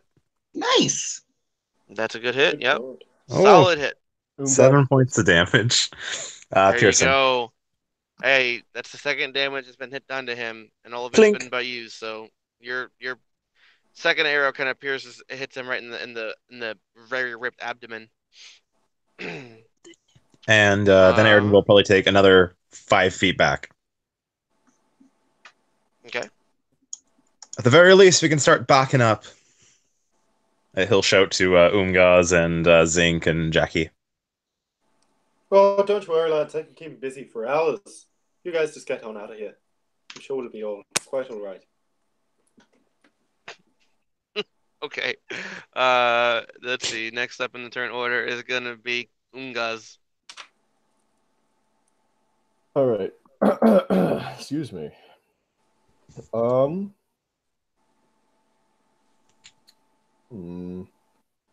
sec. See? Is the ugly dude in my range? With your 5 feet of extra reach, yes. Okay, because I'm gonna whack it. Oh, whack it with your whacker. Okay. Smack zap. Does a 20 hit? Yep, that's a successful hit for 15 damage, yo. All right, can you roll me a dex saving throw? I'm sure Jackie can roll that for me. I reckon I can make that happen for you. Good buddy. He rolled a 2. That is Being non-successful. Nice. Alrighty. Alright, so he takes a total of 19 damage. Nice. Okay. Okay. And Umgaz is going to turn to you, and you see like his eyes are just like fucking shooting electricity, but he clearly understands what you're saying, even though he's not particularly pleased. And he backs up 30 feet. Okay. That's a good call there, laddie. All right, then. After you do that, Quo, it's your turn. Let me just make certain that I have the correct distance. Oh, I do have the correct distance. And I am just gonna do second verse same as the goddamn first and cast Phantasmal Force. Sacrilege was unneeded, but okay. Cast Phantasmal Force on the other ogre, not Femoran. Okay. Roll. And I tell him, return back to the black. And he is trapped once again inside of the Iron Maiden of Pain. Yep, he sure as heck is. Okay. Well, you know what happens after your turn. It's his turn, so give me an intelligence check. All right. Come on, natural 20. He's got to roll an 18, a 19, or a 20 to get out of this. Yeah, I'm aware. He's got a 15% rolled a chance. He did not make that chance. Okay. He's still in it. And that's a big old 1 damage. 1 damage. All right. With that, the damage has been done. His turn has been wasted, and it's now the big boy's turn. Big Boy is going to grapple with a bonus action, as that is his way. Mr. Sanctuary Boy. I think is he gonna have to make an attack to grapple me? All right. He has big is he attack. gonna have It's not an to- attack. It's a athletics versus your athletics or dex, or acrobatics, whichever you choose. I rolled a 22 for my acrobatics, Okay. and for his strength, he rolled a 15. All right, and that's only a +6, so that's 21. So you just so barely. So he reaches forward to grapple with you, and like he has a good solid grip on your throat. And as he goes to like lift you in the air, you're able to just twist your body just at just the right moment, and get out from underneath it. Then he kind of Don't turns and he appreciate says, this kind of behavior. he turns and says, "Vilnam, yeah," as he's speaking in giant once more. But there's no one around that can listen to him, so he just whacks you with his action now as an attack. Oh, I'm pretty sure I speak giant. Do you speak from giant? memory. Yeah, I got giant, common, and draconic. He from says, the old background. he said, okay, so he's Oh, speaking, sorry, celestial, not draconic. Upon but you do have giant. inspection. Yeah. Okay. He's speaking in an interesting kind of way of speaking. It's almost like Pig Latin of giant, but Oh, right. you're able to understand that he's telling the person who's in that illusion to kill this one now, and yeah, it didn't work, Okay. obviously. Okay. So with that, that's his turn, and it's now gonna be Spectre's turn. All right. You mean Zinx? What's he Oh, want? Zinx. I skipped Zinx. You're right. I'm sorry, Zinky boy. Your turn. So, am I in reach of anyone? You are in reach right now. No, you're completely out of everyone's reach. Am I within 10 feet of anyone? I know that you guys probably have it in your mind where I actually am from my token. You are directly behind the monk. Like, so Oh, you I don't know have why like you're. a 5 feet square between me and him. You should no. He was, I believe, close. Okay, maybe he wasn't. Yeah. So if that's where you're supposed to be at, then yeah, that's where you were. I thought you were closer, but I guess not. So yeah, you're not near anybody. You're 10 feet away from your closest ally. Okay. I was going to ask if I was within 10 feet of the giant, but it looks like I'm just outside of reach. So, yeah, I'm just going to follow everyone else and just make my way over here. Making his way downtown. 30. Slithering fast. So I'm going to make it to there, and I'm going to take the dodge action. Okay, taking that dodge action. All right, now we're going to move on to Mr. Spectre's turn. Or Miss Spectre. I mean, it's really hard to tell. And it's not like he's, they're going to identify themselves. The Spectre is going to inhabit one of the nearest unremarkable to it. Bottom right from where it's at. Yep. That unremarkable is now going to move straight all the way down towards as close to Umgas as it can get. So 30 feet, and then another 30 feet for a dash. Ooh. Makes it to him goes. Okay, can't do anything about it, but he's there. He's looking at your face. And He's again, there. you notice that this creature's feet are not really touching the ground as it moves. And it's moving faster than its feet would ordinarily carry it. But you also see the rapid degeneration of the creature that is in.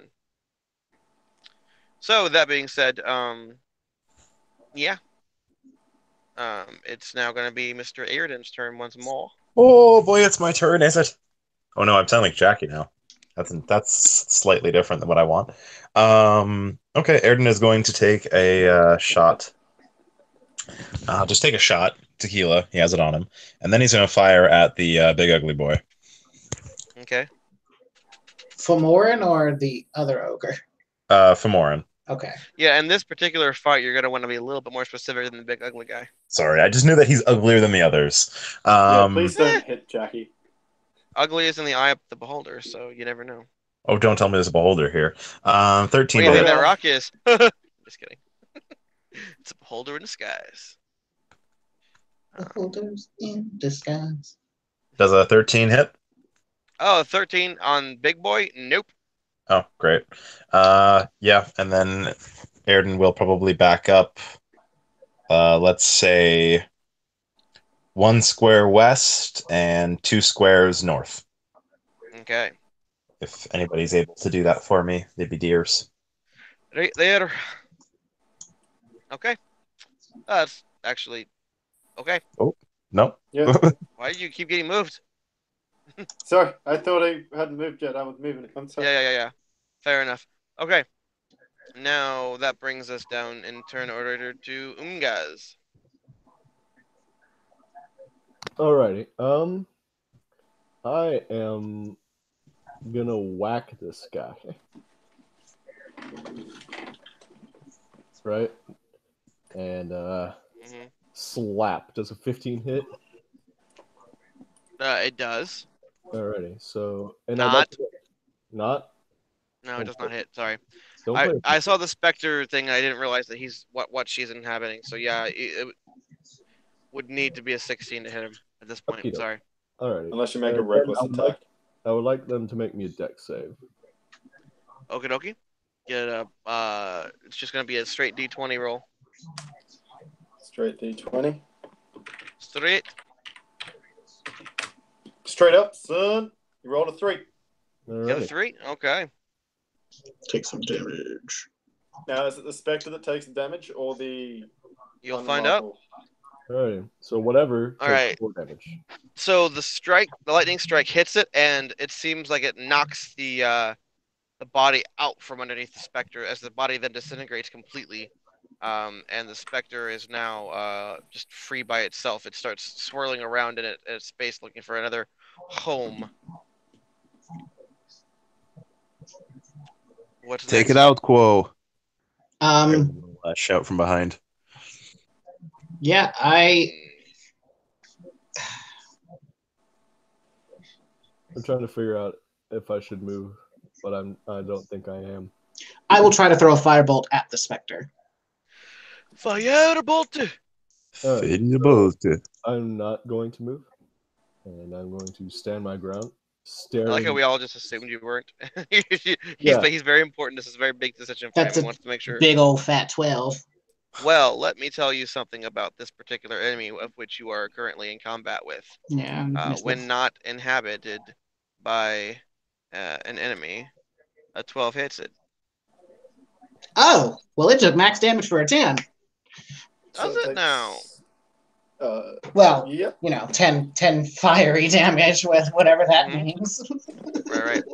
So yeah, the firebolt hits it, and it seems that it definitely was not a fan because it shrieks a high-pitched scream. Now, for the benefit of those listening, I'm not going to do that because, but it would hurt everyone, including me, to do so. So I imagine it's a high-pitched squeal as it just kind of looks like infuriated, and like the purple kind of hue around its body changes to like a deep-seated red, and it looks like flames coming from its eyes now. Okay. And I'm gonna back so far the fuck up. Right the fuck over here. Bye, Airden. Into the nice warm red light. Please save me. The safe space. Alrighty.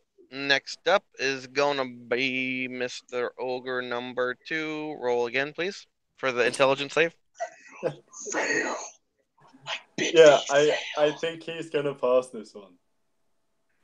Yeah, well, you were he missed it wrong. by 10. Yeah.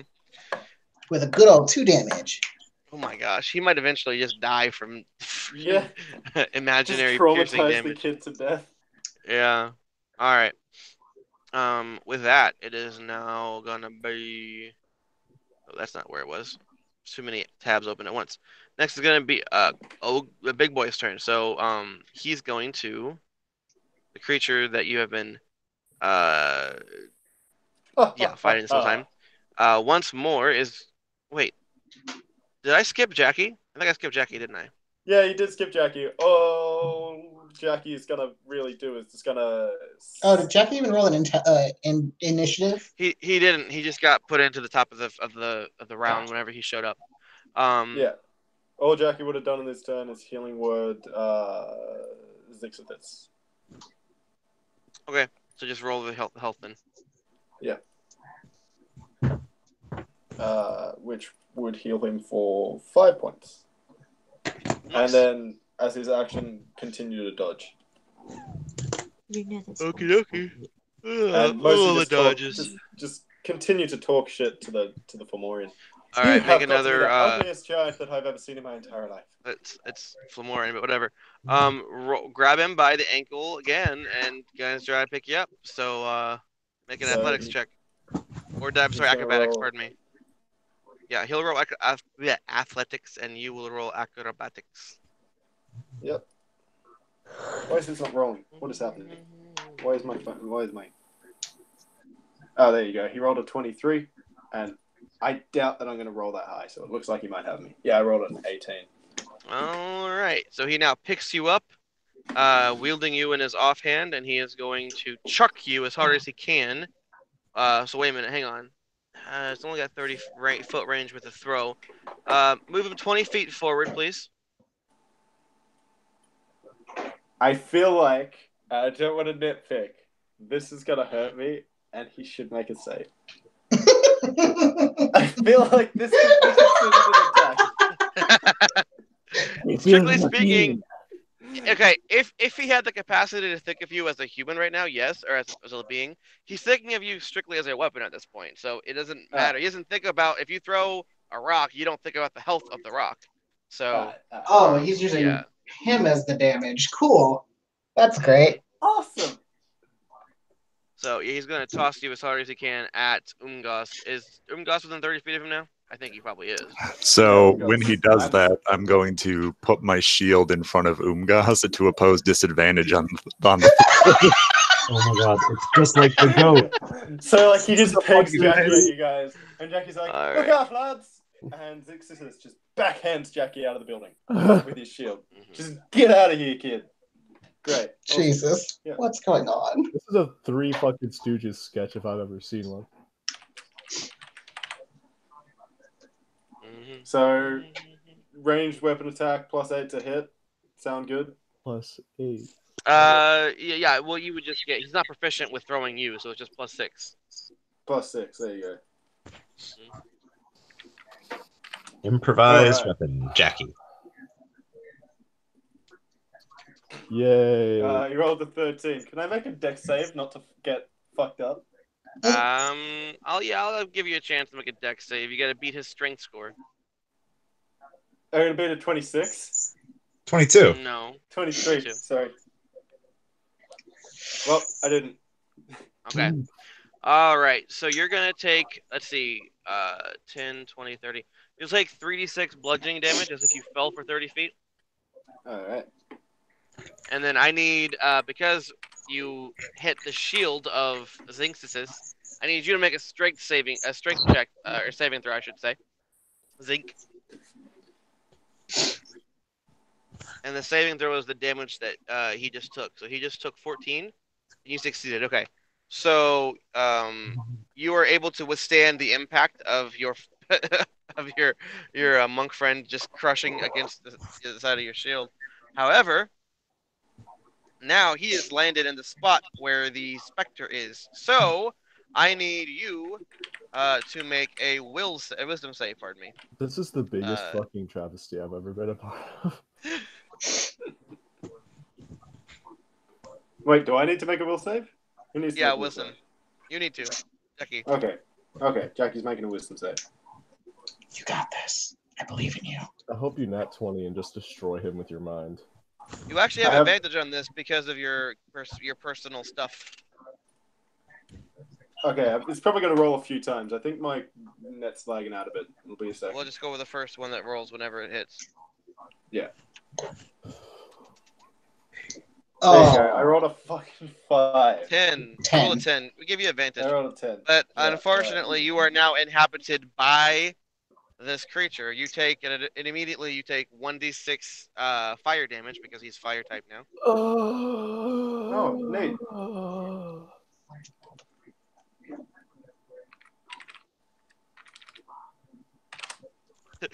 Hey, Jackie, thanks for rescuing your friends. No, you're welcome, guys. Just try to run away.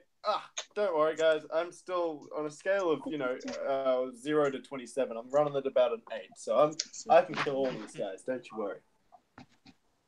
All right. This is rough. Okay. This is fucking rough. I had to step away from the thing for a second. What happened? I know that he got Jackie thrown. But now I'm seeing wisdom saves. Yeah, because after he got thrown, because he missed and was blocked by the shield of his friend or whatever. But either way, he was going to land in this in the spot that the specter was at. So the specter, I keep calling it a specter because you don't actually know its name, but it's not really the D&D specter, obviously. But yeah, it's it is now entered his body. Great. Is Jackie also now floating off of the ground? I can keep this up for hours, he says. Hey, I could have. Jackie is now floating off the ground, exactly like the others, and you start seeing. Now, granted, his body is a little bit more resilient than those that you saw before, but he is starting to deteriorate, just like the others were.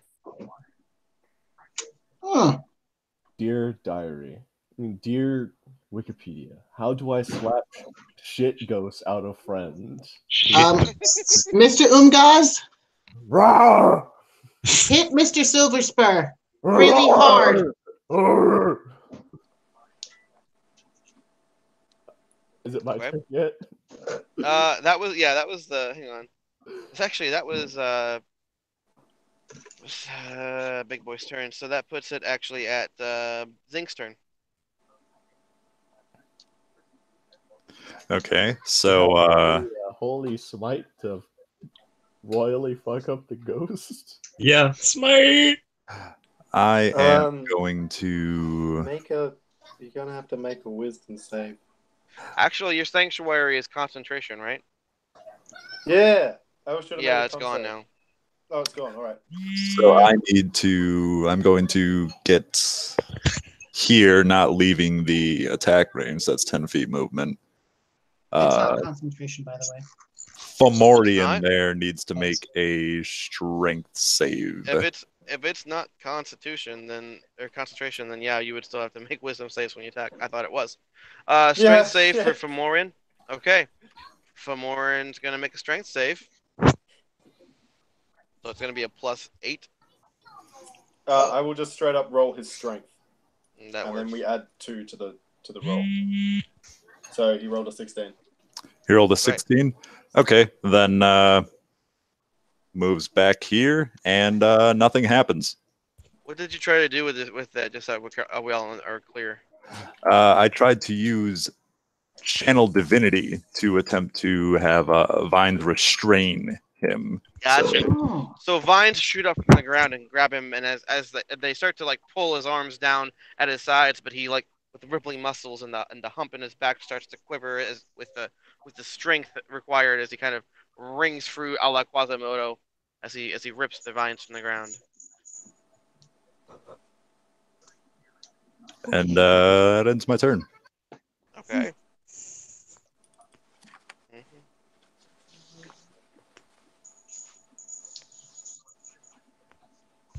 Who's up? I'm looking. Okay, so the next person in the turn order is going to be the Spectre Boy.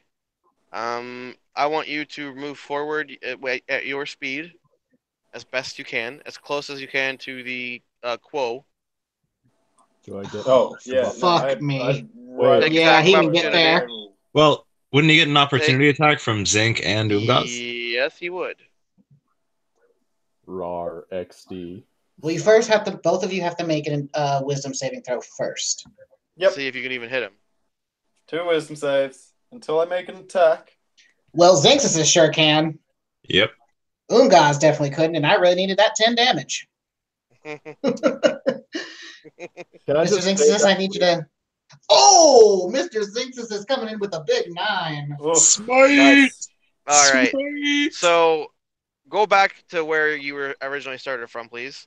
As soon as you left his range, Zinxis just turns around and hits him. You had like 8 HP left, you said, basically, right? Yes. All right, and then you I took go some damage splat. beyond that. So yeah. So you just drop to the ground, and out of that, out of your unconscious body, the uh the spectral. Now wait. So when does it end? Does the sanctuary end only when you make an attack? Yes. Well, it would end if you go unconscious, I imagine. I thought No, it was a it's- concentration spell. It's not concentration. It's just a duration. It lasts for a minute.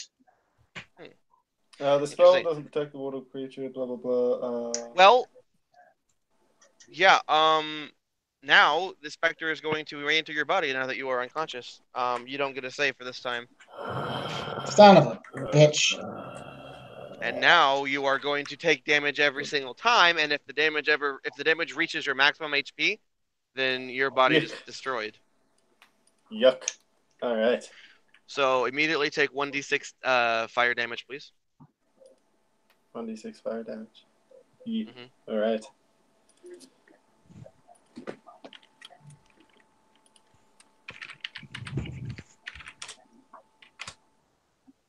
I take 1 fire damage. One. All right. So yeah, the fire damage the damage you're taking from fire is like anime fire, which doesn't really burn anything, unless it's from like Full Metal Alchemist, which is one of the only animes we know that deals actual burn damage. And yes, that was a reference to Naxaku. I don't care.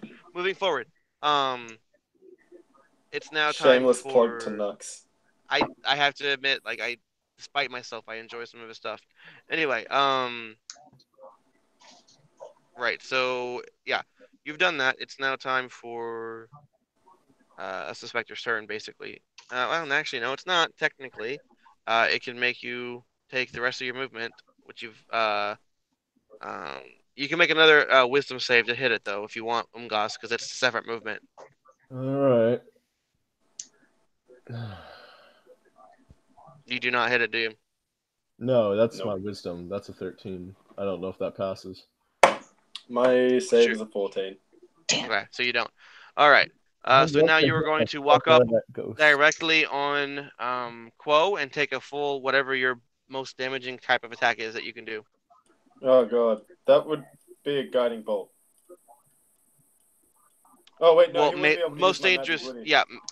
He can't use your divine magic or any magic actually. It's whatever your melee attack that you can use is. Oh, Jesus Christ. Frankly, I can make 2 more attacks. No, only 1 more because he wouldn't be able to use my key. Yeah, he can't use any of your class features except for like extra attack if you have it. So So, he can't bonus use action your attack. he can't use your offhand attack because that is a class feature. Well, Okay. Well, like, yeah, he can't use he can use anything that doesn't involve key or magic, basically. So he can use anything that increase your number of attacks, that don't require you to spend your class mechanic features, things like that. So he can use your offhand attack if you have that ability. Okay. Yeah, so if I So use then, a monk yeah. weapon, I can make an unarmed strike. All right then. Do it, friend. I'm Oh, sorry. wait. So, Damn it! No, my AC is 11. Fuck. uh, Do you have shield? Yeah, shield. Oh, wait, I do have shield. Fuck you. I only doing 20 damage in 1 round. Oh, thank Jesus. Oh god. I couldn't stop the 20. Concentration There was no check. stopping that 20. Yes, I will make that concentration check, but I lost. I'll just cast that and lose that. And then, Oh, Sanctuary is done now. yes, it Yeah, is. Sanctuary Mhm. is down. You can fuck this thing up. Fuck this thing. fuck me Who up, knew? damn it. Who knew that Jackie running in and casting Sanctuary would be the single worst thing for our content? Oh man. The Oh, minute he God. cast it, I'm like, is there a way that he would be able to that the Femoran would be able to like make him? And I was like, I got it. He would totally do that. All right, and then I need to make a concentration check, which is gonna hurt. The Constitution saving throw. My bad. Oh, that's a big 6. So nope. Ooh, what a powerful 6 that was there. All right. So So- what happens for you is that, you fail your saving throw there, friend, and not your saving throw. Yeah, you do fail your saving throw, which means that the magical powers of the thing around it ends. So that's a thing that happened just then. Meanwhile, that was your turn, which means it's now his turn. No, that wasn't your turn. That was actually Spectre's turn. So it's Airden's turn. Sorry about this, Jackie, but don't touch my fracking brother. Oh, fuck him up. Honestly, kill the bitch.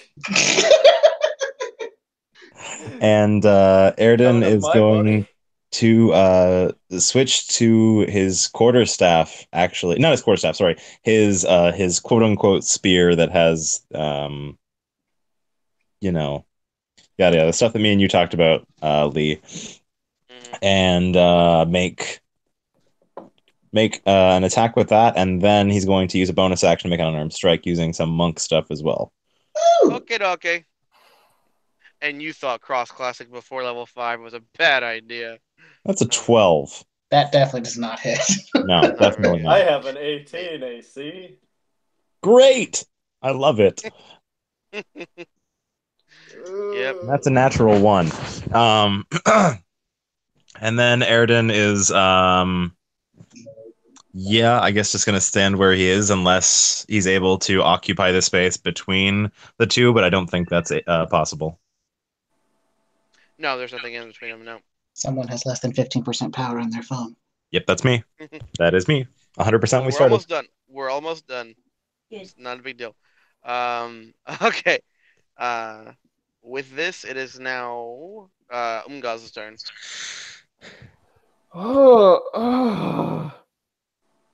Please hit him, Mr. Umgaz. And you just see like a really battered and bruised Quo while bruising. Yeah, I'm going to try to hit this bitch. Whack. That doesn't fucking hit! Indeed not. Not even if you used a reckless attack there, good buddy.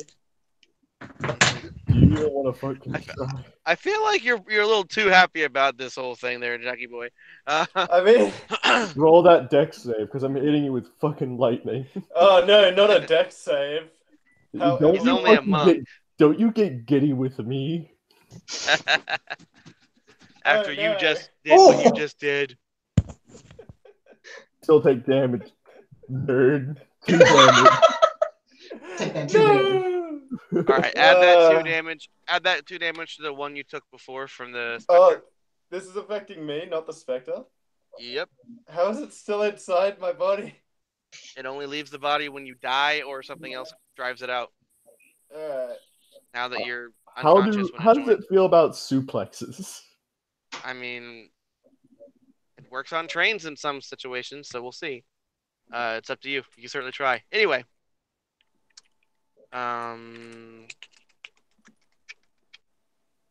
What's next? It's next is Quo, yeah. Oh, Jesus Christ. All right. I know he's taking damage, so Get away from it, Quo. I would love to. I absolutely would love to. I need to check to see if this spell actually does what I think it does. It's bonus action to dash. Yeah, so not gonna be that great for me. I'm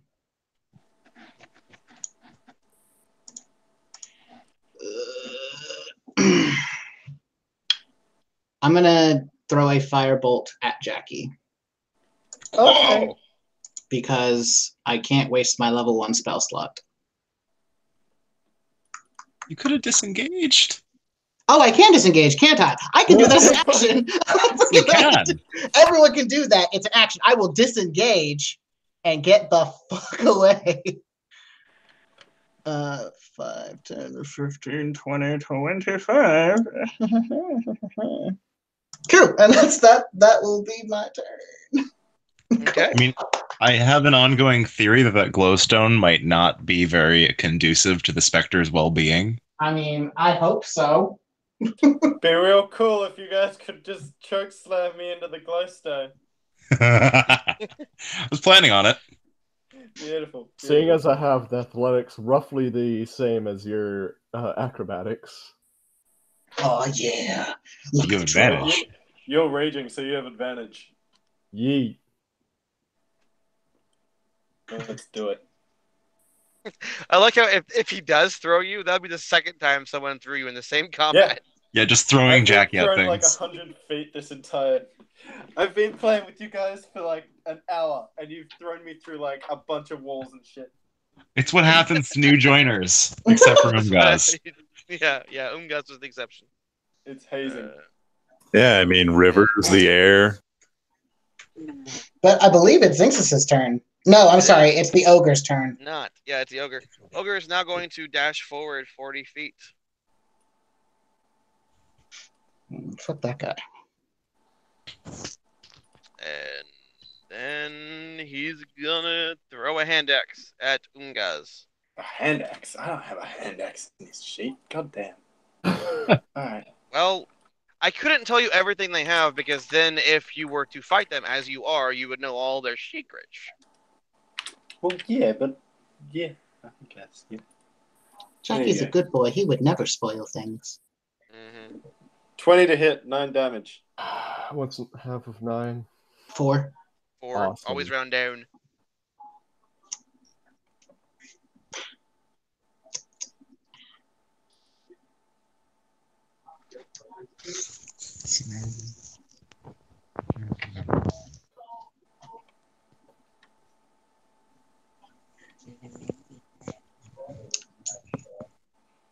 Okay, Zinxis, which square are you in? This one or this one? That's up to Lee. I mean, I There you go. haven't been like able to really tell half the battles, so I just assume that you're always where your upper body shows. Yeah, probably But where the torso is. That's what I thought. I just wanted to be certain. we really need to get tokens after this. That'll be the next thing we do. But yeah. All right, let's finish strong, boys. Let's do this. Anyway, so Zinx is gonna be next.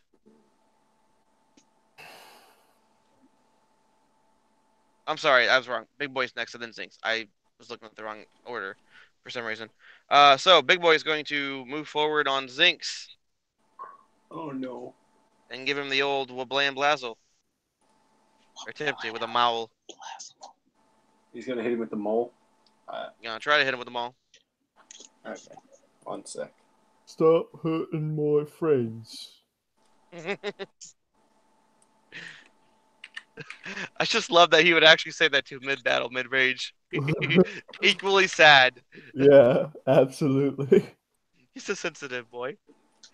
So an 18 and a 13. Why would he roll twice? Well, okay, because the second attack, yeah. So Yeah, 18. Well, he doesn't, but he always spends the second. Whatever. So the 18 was for him to hit with a maul. Does it hit? Zinc. Zinc. Is that with the modifiers and everything? Because 18 Yeah, raw doesn't hit. Yeah, Does not that hit. That's is good. with- So he misses. And then now, in place of his second attack, he's going to once more blah, blah, blah, in which he kind of just like gutturally, you understand him, but you're a spectralized, so you don't know what he's saying. Anyway, damn. the ogre then turns and whacks him with his attack. So that would be a less than 18, which was what you rolled there. So yeah, you missed. He missed, I mean. And that's their turn. Okay, so with that, I'm just going to do my movement here. Okay. You will get an attack opportunity from the big one, but not from the ogre because he's already used his reaction. But you want to Right. take it still? You rolled a nat what? All right. He rolls a natural 1. Okay, as my action, misses. I wish to grapple the possessed. Jackie. Okay. Oh. Roll athletics. You got this. Now, do I roll acrobatics as myself? What does the Yes. spectre know? Yeah? The acrobat. Yeah, all your physical stats are still yours at the moment until you reach half health or less. Negative half your health or less. Okay. So as I'm unable to get a hold, I'm just going to Shoop. And that ends my turn. Oh, would he not have advantage on the roll because Grapple, I'm no. flanked? No, Okay. you don't get advantage on grapple from being flanked. All right, next up is gonna be the beginning of the next round, which is of course Spectre's turn. He's going to turn to Aridin, and he's going to give you the old 1, 2, 3. Come at me.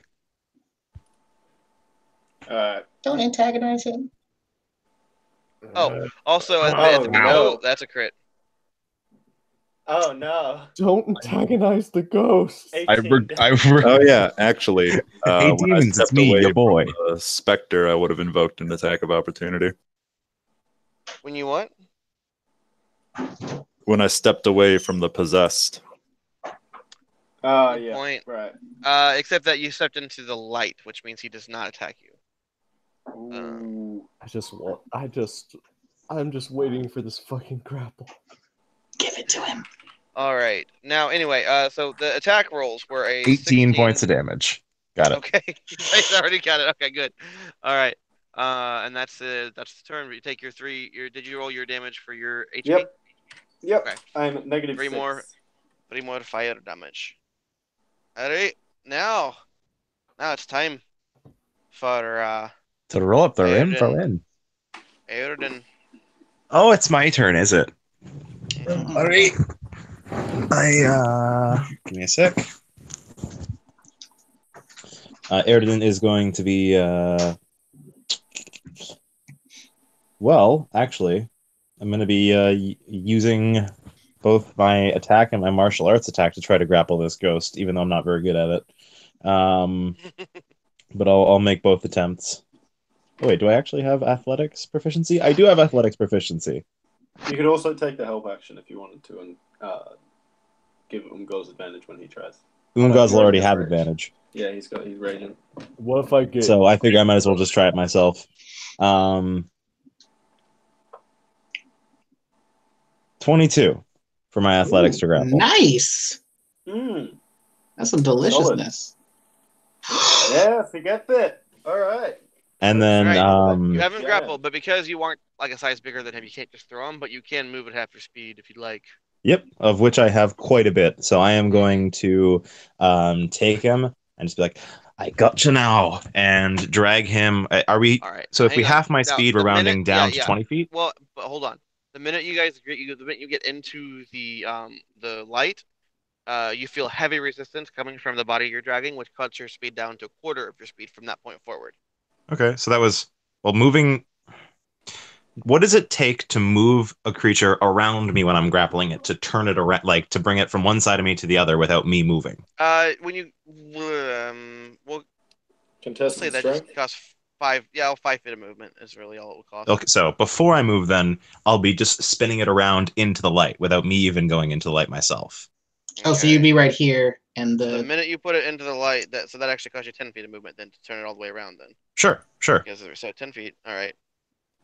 And that leaves me with 10 feet. It'll cost me 10 feet of movement, and I'm at half speed, so I'm down to 20. So then I'm going to move 10 feet into the light, pushing it towards the glowstone. And Which I think that'll move it right to the stone, I believe. Well, every 5 feet you spin costs you 20 feet of movement. Oh, yeah, because it's quartered at that point. Okay, well, then I think I can only move it 5 feet closer. I can move 5 feet into the light at that point, then, which is exactly where it is. Yes. All right, that's cool.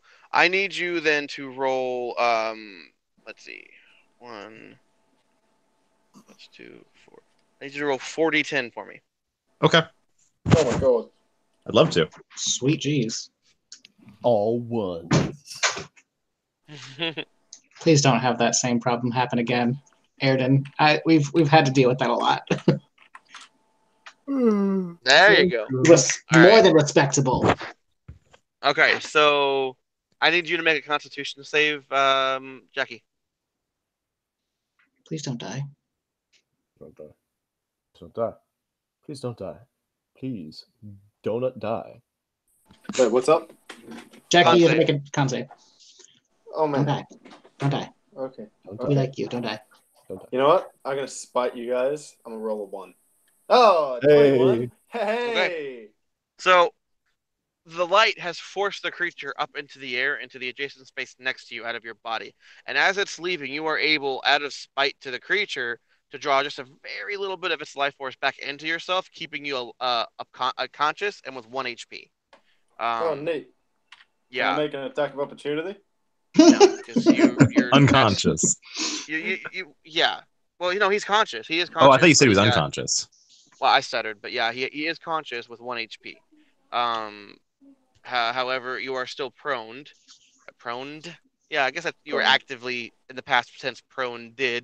You're prone. Anyway, you're prone. And you're considered restrained until the beginning of your next turn, which would be the top of the next round. In the meantime... Well, he can still make the attack at disadvantage then, correct? Did we get the opportunity attack? He's unable to attack. He can't do anything. He can't take any actions. He can't do anything until the beginning of the next turn. So but what condition did you say? I missed that. I said restrained, but if that's not the right good enough condition for you, sir, we'll say he's I'm surprised. Incapacitated. Incapacitated is a better one. That would be what I meant to say, yeah. but I'm tired and I'm just trying to It's get okay. to the point here. So next thing that's going to happen is that the creature on its turn... Well, yeah, it's not going to be a turn for a bit, so...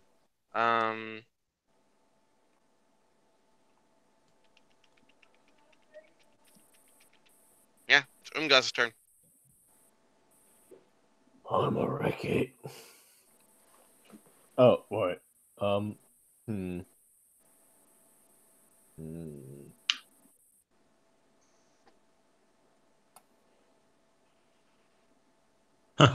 am not entirely sure what I can do. Zap and run, Mr. Umgaz! Yeah, you can zap it. Alrighty, I'm going to run past. So,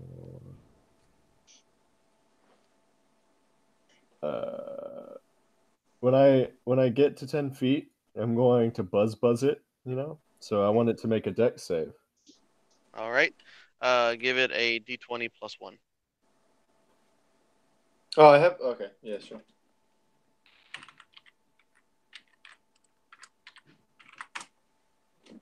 $13. It just makes it. Okay, so half damage. What took the 28 or the 40-10? That was the creature that the creature. Oh, okay. I'm gonna move you just for a second, Mr. Wanty, so I can move myself. And yeah, so it takes 1 damage, and that's it. That's it for now. Wait, does it take 14 damage? It takes 1 damage. No, from being ejected out of me, or what? It took the 28 damage as you were being pushed through, and that caused it to be ejected from your body. Okay. Actually, while I'm passing, could I also hit it? You can try. I'm gonna try. Okay. Rawr! I imagine that does nothing, but 15. That does hit it. That hits it. Alrighty, so that is 15 points of damage. Yeah. Oh. All right. So... Because it's in this light, its body is fully solid, and you are able to smash it with the hammer. And as you do, it disintegrates below the blow of your hammer, completely dying and going away. When that happens, the rock then stops glowing. Okay. And the 2 creatures that were chasing you, that you hear lumbering up, they stop. And you hear them both kind of start screaming, and as they drop their weapons and clutch at their heads in agony. You also hear the wailing of 99 voices from the room below. What? All of them, fuck? all creatures that were in this room, suddenly were as if they were being held by the Spectre's will. Once the Spectre disappeared, its will left with it, and now all the creatures in this room are trying to fight a life or death struggle in their brain as to whether or not they have the capacity to live without the essence of the Spectre keeping them alive. And with that, we will end here and pick up next session. Oh goodness. That was a very dark but very fun session. I apologize to everybody for nearly getting you all killed. Well, remember, like I said at the when you entered the fight, Jackie, I said, you're your own worst enemy in this fight, Jackie, and it was true. So I just saved Gus? Actually, yes. Okay, no, Yeah. I feel like, Inadvertently, you did a lot of I- damage to me, but yes, you have technically saved us by getting possessed. So I mean, congrats. Yeah, Had you guys not had somebody get possessed or found some way to move it into the light, you would have had to have done 30 damage, and it had a resistance to a lot and immunity to a lot. So Yeah. and it also had a healing factor that if it wasn't in the light, it would have regenerated. So it would have been really, really hard to kill, especially because it could have just kept jumping into the 103 bodies that were nearby. So Yay us. honestly, Jackie was probably the best person to be possessed. No, you and your Yeah, like 18 that. AC. 2 attacks around. The best person would I have am been unkillable. the gnome, with his 11 AC and 8 strength. and all of his abilities being magic based, which the Spectre couldn't have used. Yeah, that would have probably been better. Yeah. But Just baby slaps. And But then plus, Airden I would have been would've- traumatized for life. However, Yeah, we are definitely. currently still recording, so I Yes, think this is and- the moment where we should probably say our goodbyes to everyone. right. If you guys are still with us after the session, thank you. This is the roughest it'll ever be, as we are getting used to the Roll20, as this particular group is anyway, together, and we are getting used to the live format. We will be adding more bells and whistles as we progress, if there is enough interest shown by the communities. So please, if you liked what we did, give us a like. If you really liked what we did, give us a subscribe. If you love what we did, click the bell, because subscribing isn't subscribing anymore unless you actually double it down on it. And no matter what, whether you did or not, join the discussion in the comments and join our Discord server, which should have a link in the description. And let me know what you think, if you have any suggestions for us, because I'm sure you probably do. We're always looking for more people to help make this community better. Everything is meant to be fun and tell a good story.